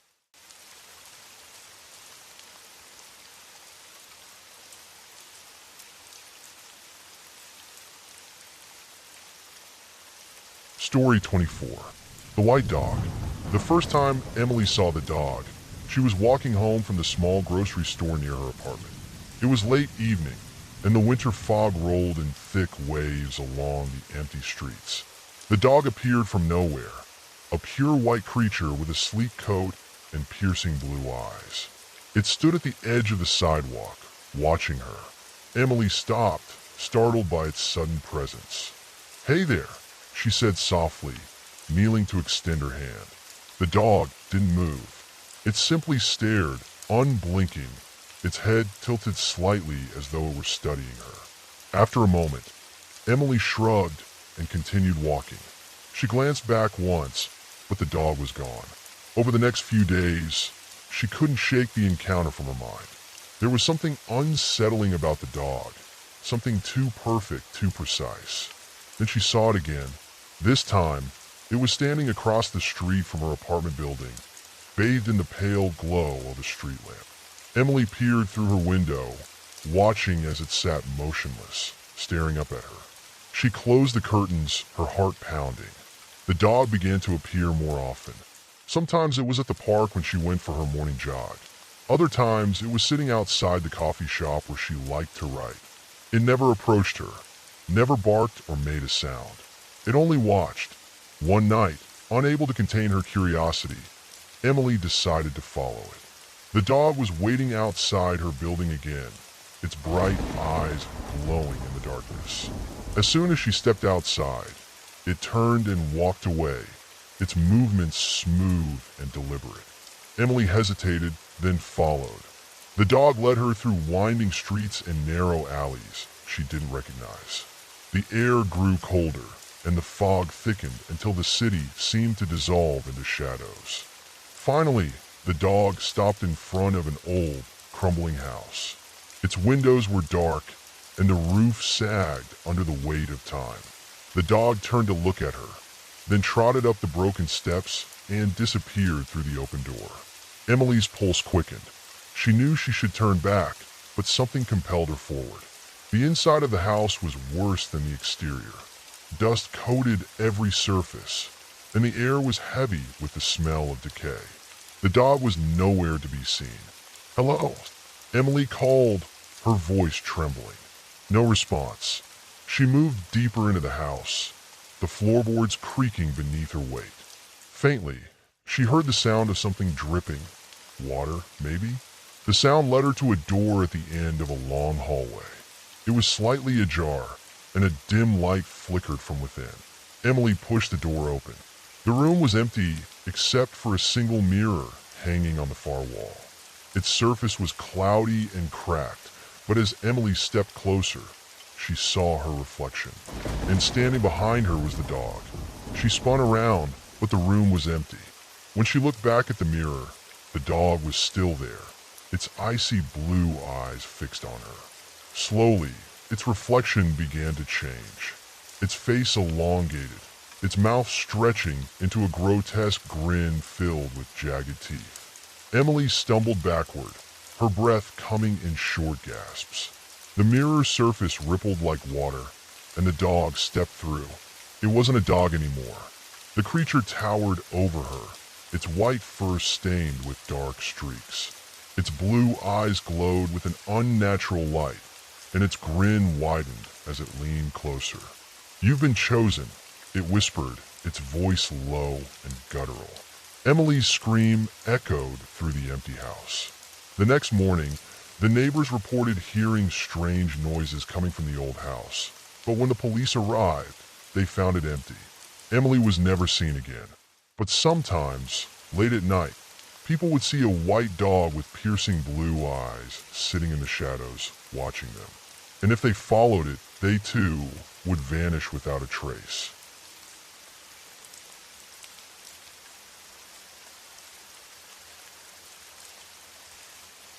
Story 25. Flashing hazard lights. It was supposed to be a quick drive home. Rain pelted the windshield as Lisa navigated the dark, winding road through the forest. The storm had come out of nowhere, and visibility was terrible. Her headlights barely cut through the thick sheets of rain, and the rhythmic swish of the wipers was the only sound aside from the hum of her engine. She squinted, focusing on the road ahead, when a sudden flicker of light caught her attention. Flashing hazard lights. A car was pulled over on the side of the road, its hazards blinking rhythmically through the rain. Lisa slowed down, peering through the downpour. The vehicle was an older sedan, battered and muddy, sitting at an odd angle as though it had slid off the road. Her instinct was to stop. Someone could be hurt, stranded in this weather. But something made her hesitate. She couldn't see anyone inside the car. The driver's seat was empty, and the rest of the car was obscured by shadows and rain. Lisa pulled over cautiously, keeping her engine running. She grabbed her phone and checked for service. Nothing.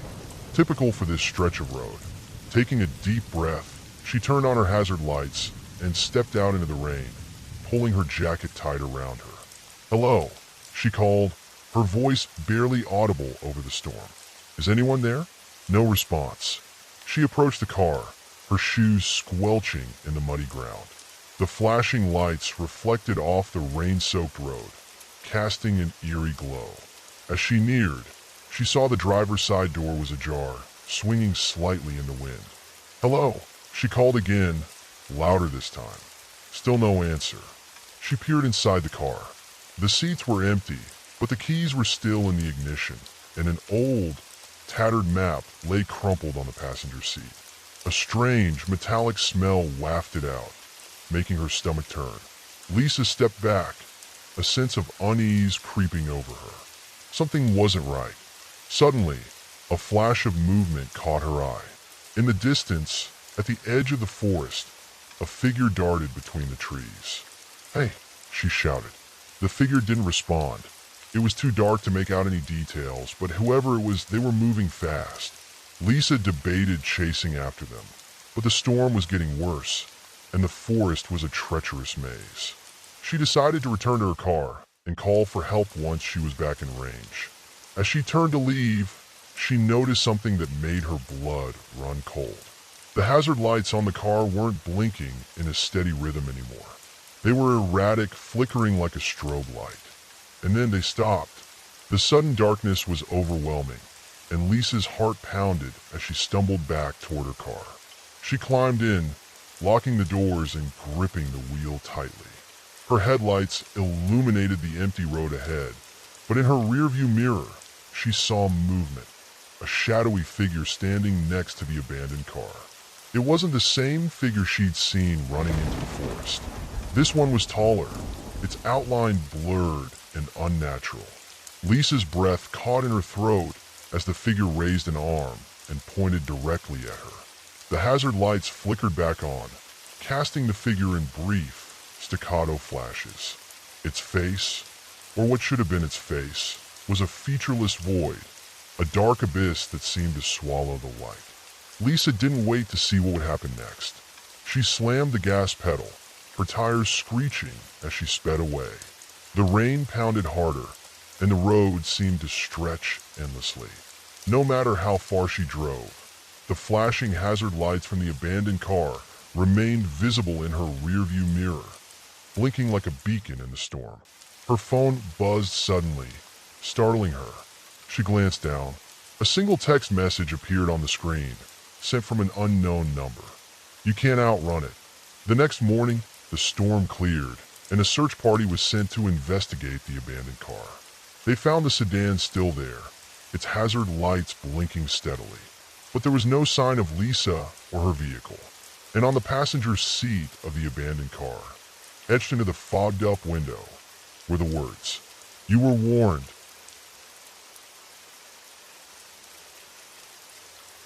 Story 26. The Screaming Tree. For as long as anyone could remember, the old oak tree stood at the edge of the forest, its twisted branches reaching toward the sky like gnarled hands. The townspeople called it the Screaming Tree, but few dared to speak its name aloud. Sarah had grown up hearing the stories. As a child, she would huddle under the covers at night, listening to her grandmother's hushed whispers about the tree. They say it wasn't always like that, her grandmother would say, her voice trembling. It used to be a beautiful oak, full of life and joy.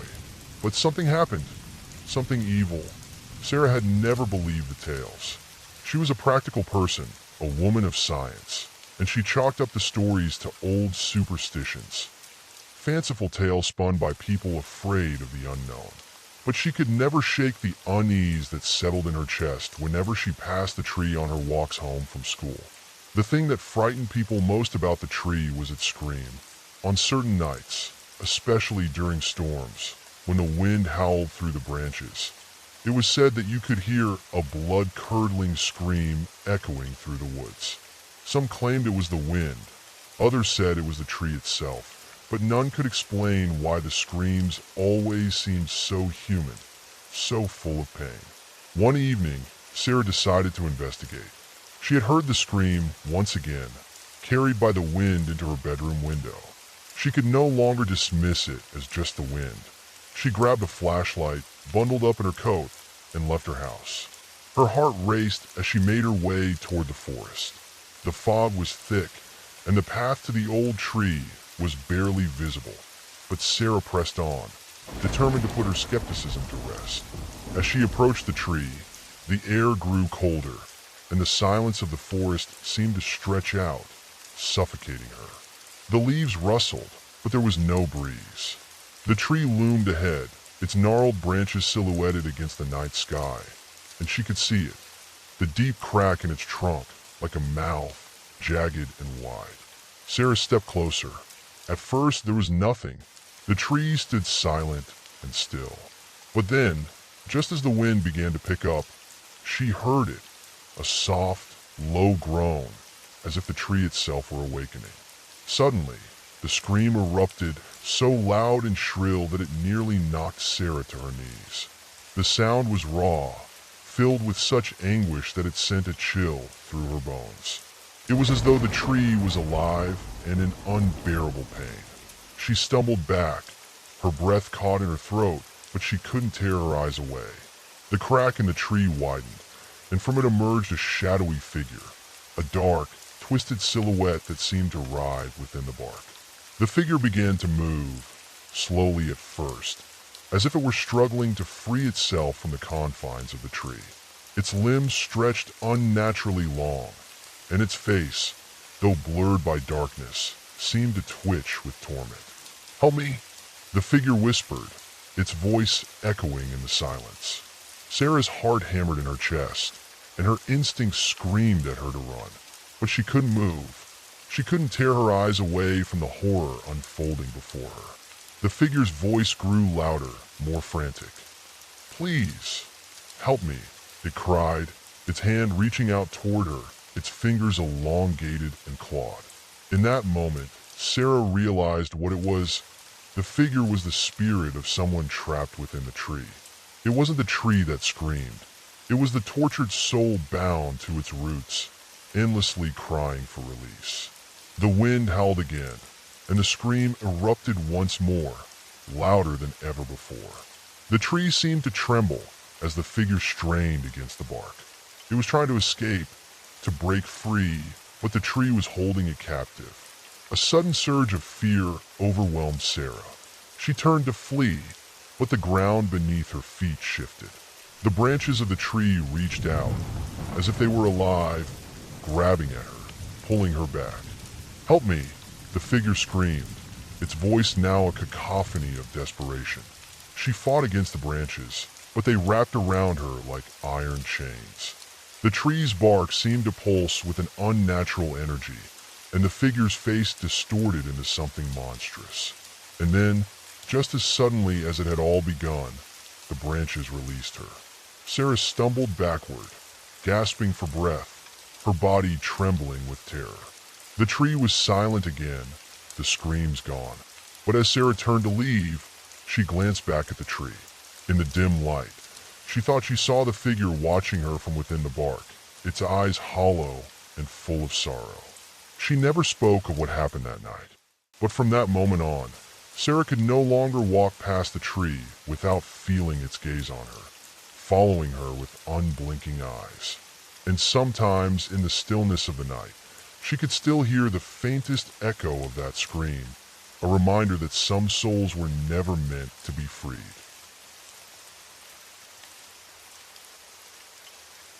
Story 27. Deserted Highway Phantom. It was a late summer night when Adam found himself driving down Highway 56, a long stretch of road that cut through miles of desolate desert. He'd been on the road for hours, the rhythmic hum of his car's engine the only sound accompanying him through the darkness. The headlights barely illuminated the winding asphalt ahead, and the faint glow of distant stars was the only source of light in the otherwise pitch-black sky. The highway was known for being empty, too empty. It was the kind of place where drivers could go hours without seeing another vehicle, and the isolation had a strange, eerie quality to it. Adam didn't mind the solitude, though. He was used to long drives for work, and it gave him time to clear his head. But tonight was different. The air was thick with tension, and an unsettling feeling gnawed at his stomach. He couldn't shake the sense that something was off. As he drove on, he glanced at his dashboard clock. 2:47 a.m. He was starting to feel the fatigue of the long hours on the road. The headlights flickered briefly, but Adam dismissed it as nothing more than a glitch. He yawned, rubbing his eyes, when he saw something up ahead. At first, it was just a small figure in the distance, standing at the side of the highway. He squinted, trying to make sense of it. A hitchhiker? In the middle of nowhere? He slowed down as he approached, unsure if it was someone in need of help or something else entirely. The figure was a woman, tall, wearing a long white dress, her hair loose and flowing. Her back was turned to him, and she stood perfectly still, as though frozen in place. Adam hesitated but felt a strange compulsion to stop. The roads were empty, and if someone was stranded, he should help. He pulled over to the shoulder, his tires crunching on the gravel. The woman didn't move. Her stillness was unnerving, but Adam rolled down his window anyway. "Hey," he called out. "Are you okay? Do you need a ride?" There was no response. He waited for a moment, but she didn't budge. The silence was unnerving, like the desert itself had swallowed all sound. Adam was about to call out again when something made him look at the rearview mirror. His stomach twisted with unease. The woman had turned around. Her face was pale, her eyes wide and hollow. There was something wrong with her gaze, something unnatural. Her lips didn't move, but Adam swore he could hear a voice, soft, almost whispering, as though the words were coming from somewhere deep inside his head. "Don't stop. Don't get out." The words were like a command, a warning. His heart thudded in his chest as he turned back to face the woman. She was still staring at him, her eyes filled with an indescribable sorrow. Without thinking, Adam put the car in gear and sped off, his tires squealing as he quickly accelerated down the highway. His pulse raced, and his hands trembled on the wheel. He glanced in the rearview mirror again, expecting to see the woman chasing after him. But there was nothing, only the empty, endless road. His mind was reeling. Who was she? What had he just seen? Was it a hallucination? But the more he drove, the more the feeling of dread grew. The road stretched out before him, but it was as though the landscape was starting to shift. He'd been driving for hours, but something didn't make sense. The highway was supposed to lead him toward the next town, but every time he checked his surroundings, it was as though the world around him was resetting. He passed the same dilapidated billboard, the same stretch of empty desert, over and over again. The clock on his dashboard blinked 3:03 a.m. It hadn't changed since he'd seen the woman. A flash of white appeared in his peripheral vision, and he slammed on the brakes. His car jerked to a stop, and Adam stared in horror at what he saw. The woman, standing in the middle of the road, staring directly at him. Her pale face was now closer, impossibly close, as though she had appeared out of thin air. Her eyes were no longer hollow, but full of an emptiness that seemed to reach into his very soul. "Turn back," her voice whispered again, but this time, it wasn't just in his head. It came from the very air around him. Adam's pulse raced, but his body was frozen in place. He wanted to drive away, to get out of this nightmare, but his car wouldn't move. He pressed the gas, but the engine sputtered, and the car remained still. A sudden thought struck him. He looked down at the dashboard, his fingers fumbling for the keys. The clock had stopped. It was stuck at 3:03 a.m. The woman's figure began to distort, her form wavering like smoke in the desert air. Her face twisted into something grotesque, her mouth stretching unnaturally wide. "You should not have stopped," she hissed, her voice growing louder, more frantic. "You are trapped here now." Adam's heart pounded in his chest as his vision blurred. The desert around him seemed to close in, and the road stretched into an infinite loop. Time was standing still. He wasn't just lost in the desert. He was lost in time itself. And in that moment, Adam understood. The highway wasn't just deserted by people. It was deserted by time. And he was now a part of the endless, repeating cycle of those who had passed through this place and vanished, never to escape. As his eyes closed in fear and exhaustion, he realized the truth. There would be no escape from the deserted highway. The phantom of the road would always be waiting, and he would never leave.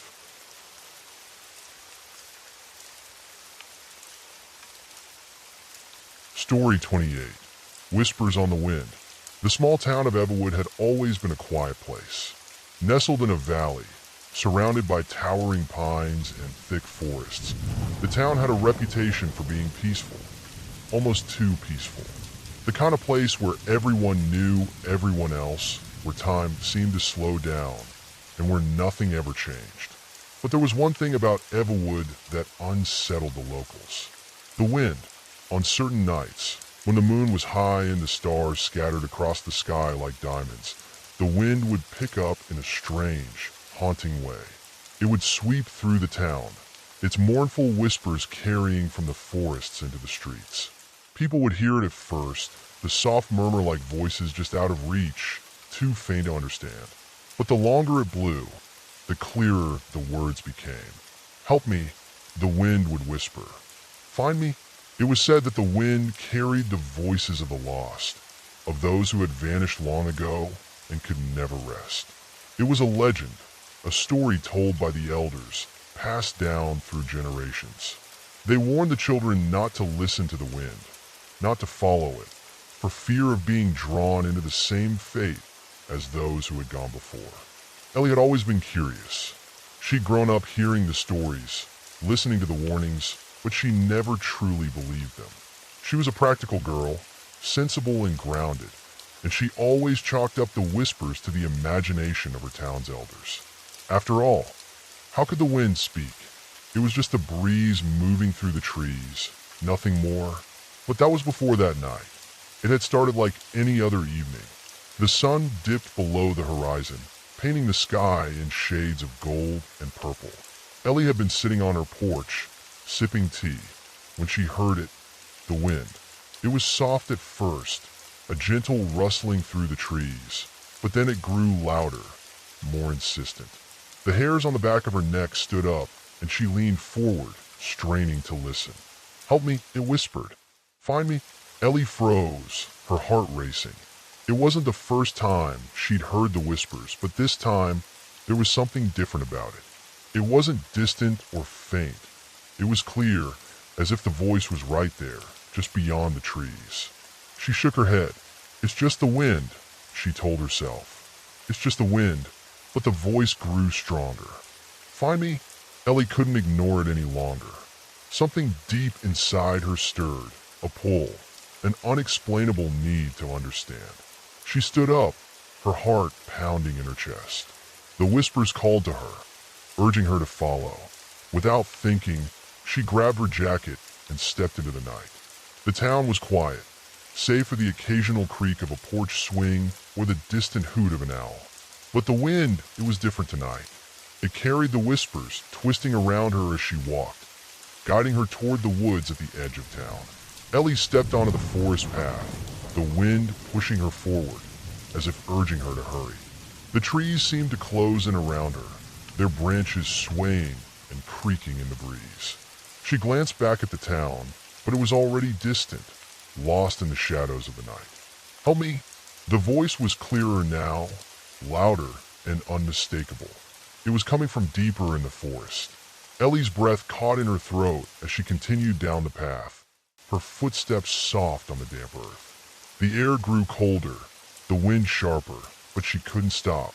The whispers were all around her now, swirling in the air like a chorus of voices. Finally, after what felt like hours of walking, Ellie reached a clearing. In the center stood a large, ancient oak tree, its trunk twisted and gnarled, its roots reaching out like fingers grasping for the earth. The wind howled around her, and she heard the voice again, now so close it almost felt like it was inside her mind. "Help me!" Ellie stepped forward, drawn to the tree. She reached out a trembling hand to touch its bark, and the moment her fingers made contact, the world seemed to shift. The wind howled louder, and the ground beneath her feet trembled. The whispers grew frantic, desperate. "Please help me!" Ellie gasped, pulling her hand back. The tree's bark had split open, revealing a hollow space within.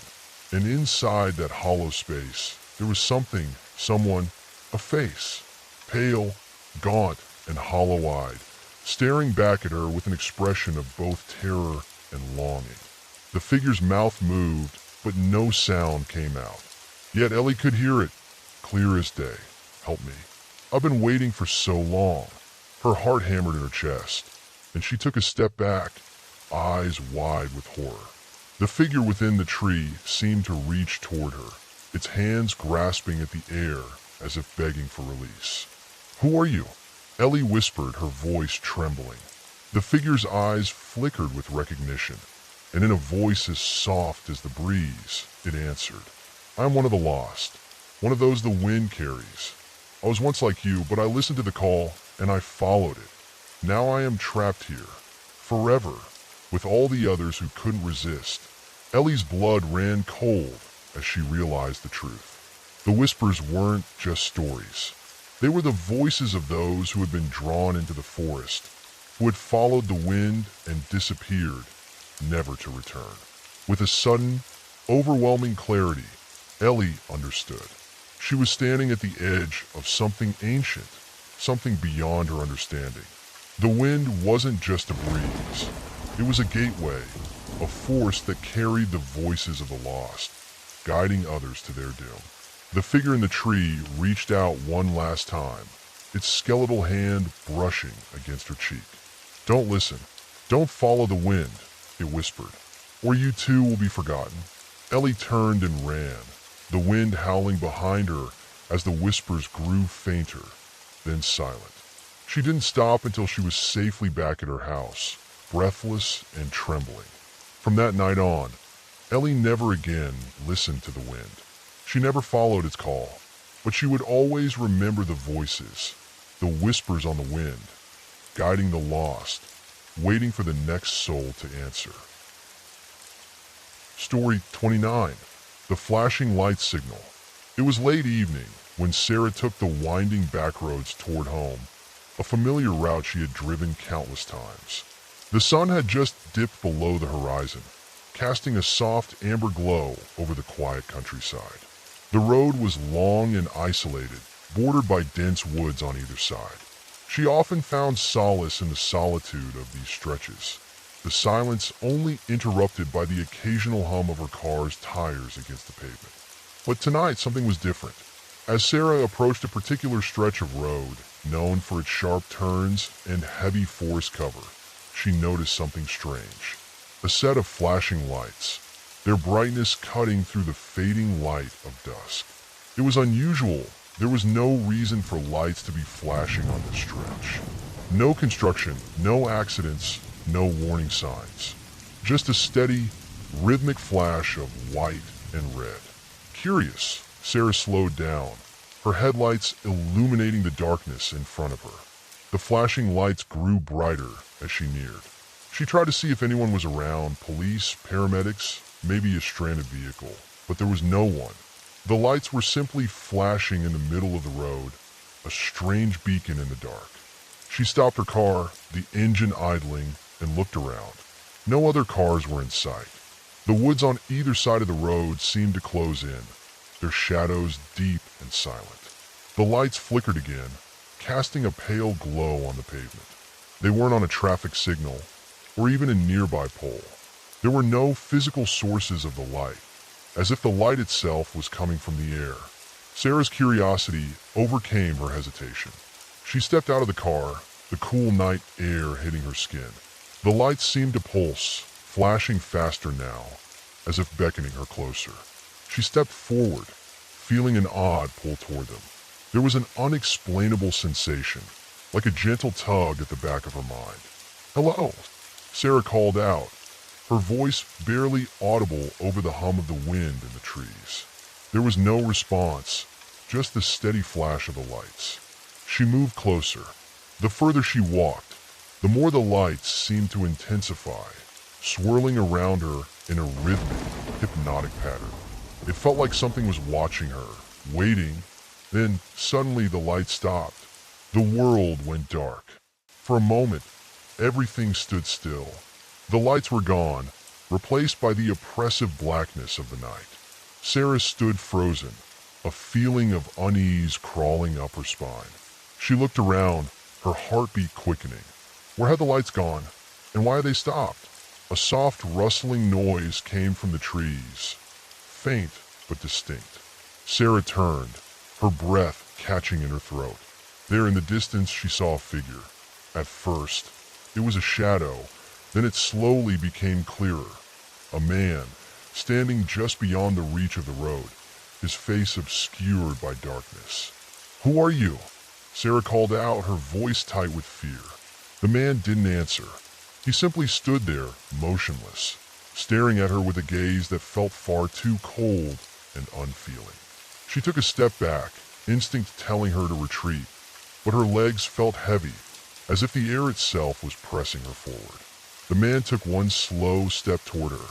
His movements were deliberate, his shadow stretching long behind him. "Don't follow the signal," he said, his voice low and distant, as if echoing from a place far beyond the woods. The words sent a chill through Sarah's bones. The air seemed to grow thicker, suffocating her with an unseen weight. Her feet were rooted to the spot, and despite the overwhelming sense of danger, she couldn't pull herself away. "Don't but signal," she managed to ask, her voice barely a whisper. The man didn't respond. Instead, his shadow seemed to shift, flickering in the eerie light of the moon, as if it wasn't quite real. He took another step forward, and the air around him seemed to hum with an unnatural energy. "You've seen it," he continued, his voice growing clearer, sharper. "You've been drawn to it, but it's not for you. No one who follows the signal ever returns." The wind picked up, rustling through the trees, but Sarah didn't hear it. She only heard the man's words, his voice becoming increasingly urgent. "Leave, now, before it's too late."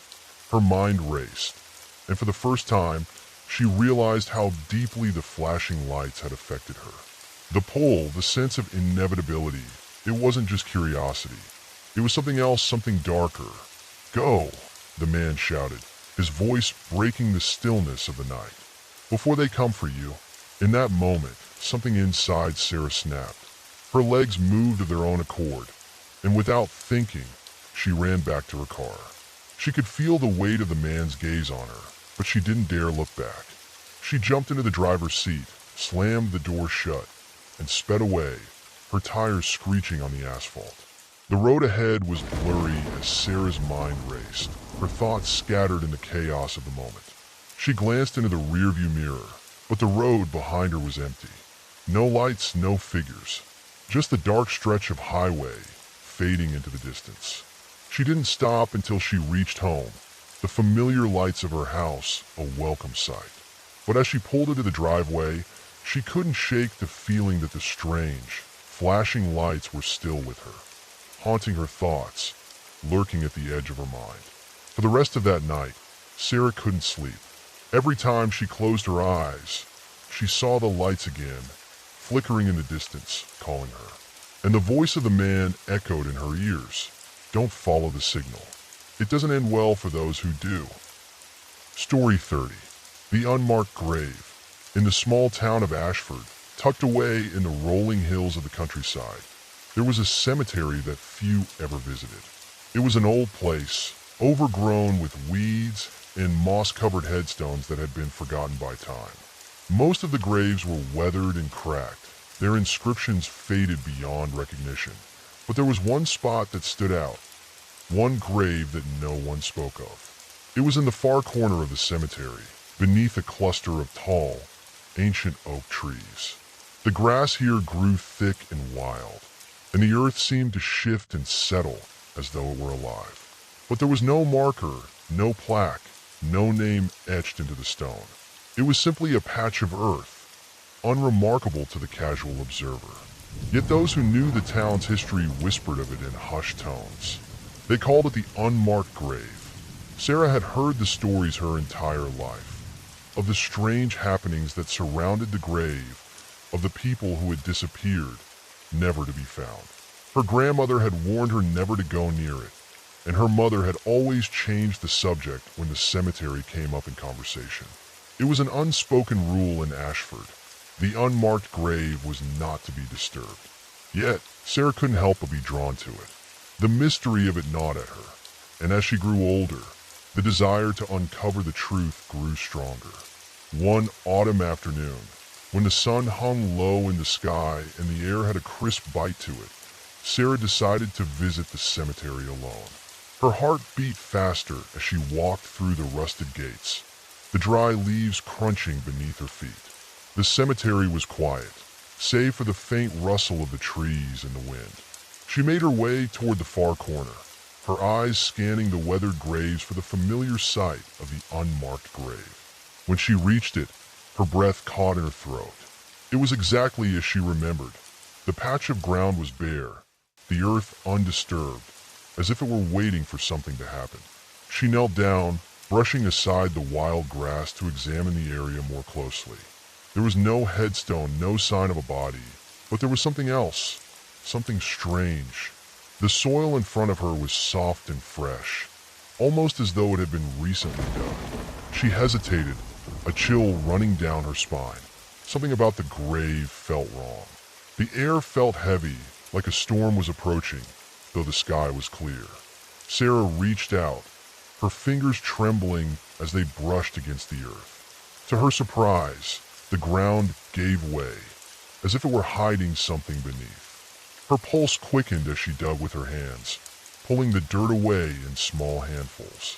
A faint smell of decay filled the air, and she could feel the weight of something unseen pressing down on her. As the hole grew deeper, she saw something glinting in the darkness, a small, metal object. Sarah's heart raced as she pulled the object from the soil. It was an old, tarnished key, covered in grime, but unmistakably real. She stared at it in confusion, her mind racing. A key? To what?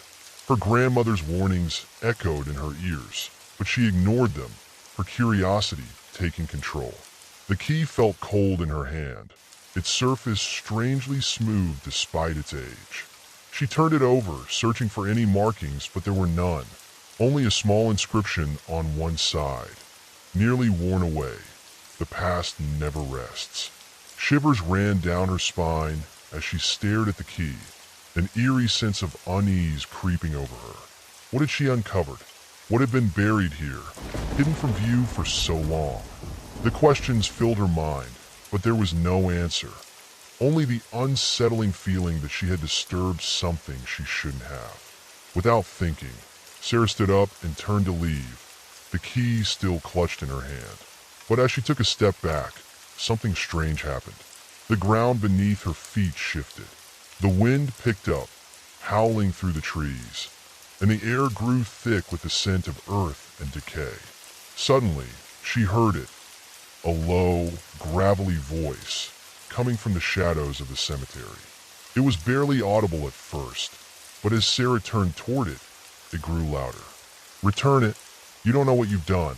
Her blood ran cold as she looked around, but there was no one in sight. The voice seemed to come from everywhere and nowhere at once.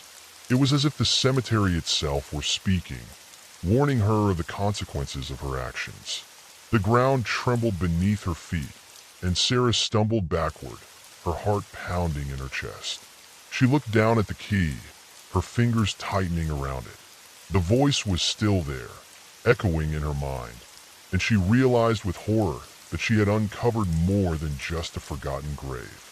She had uncovered a secret buried deep within the town's history, a secret that no one had ever been meant to find. The past never rests. With a final, shuddering breath, Sarah turned and ran from the cemetery, the key still clutched tightly in her hand. Behind her, the wind howled, and the trees swayed violently as if trying to chase her down. She didn't stop until she reached her car, her hands shaking as she started the engine and sped away, leaving the cemetery and the unmarked grave behind her.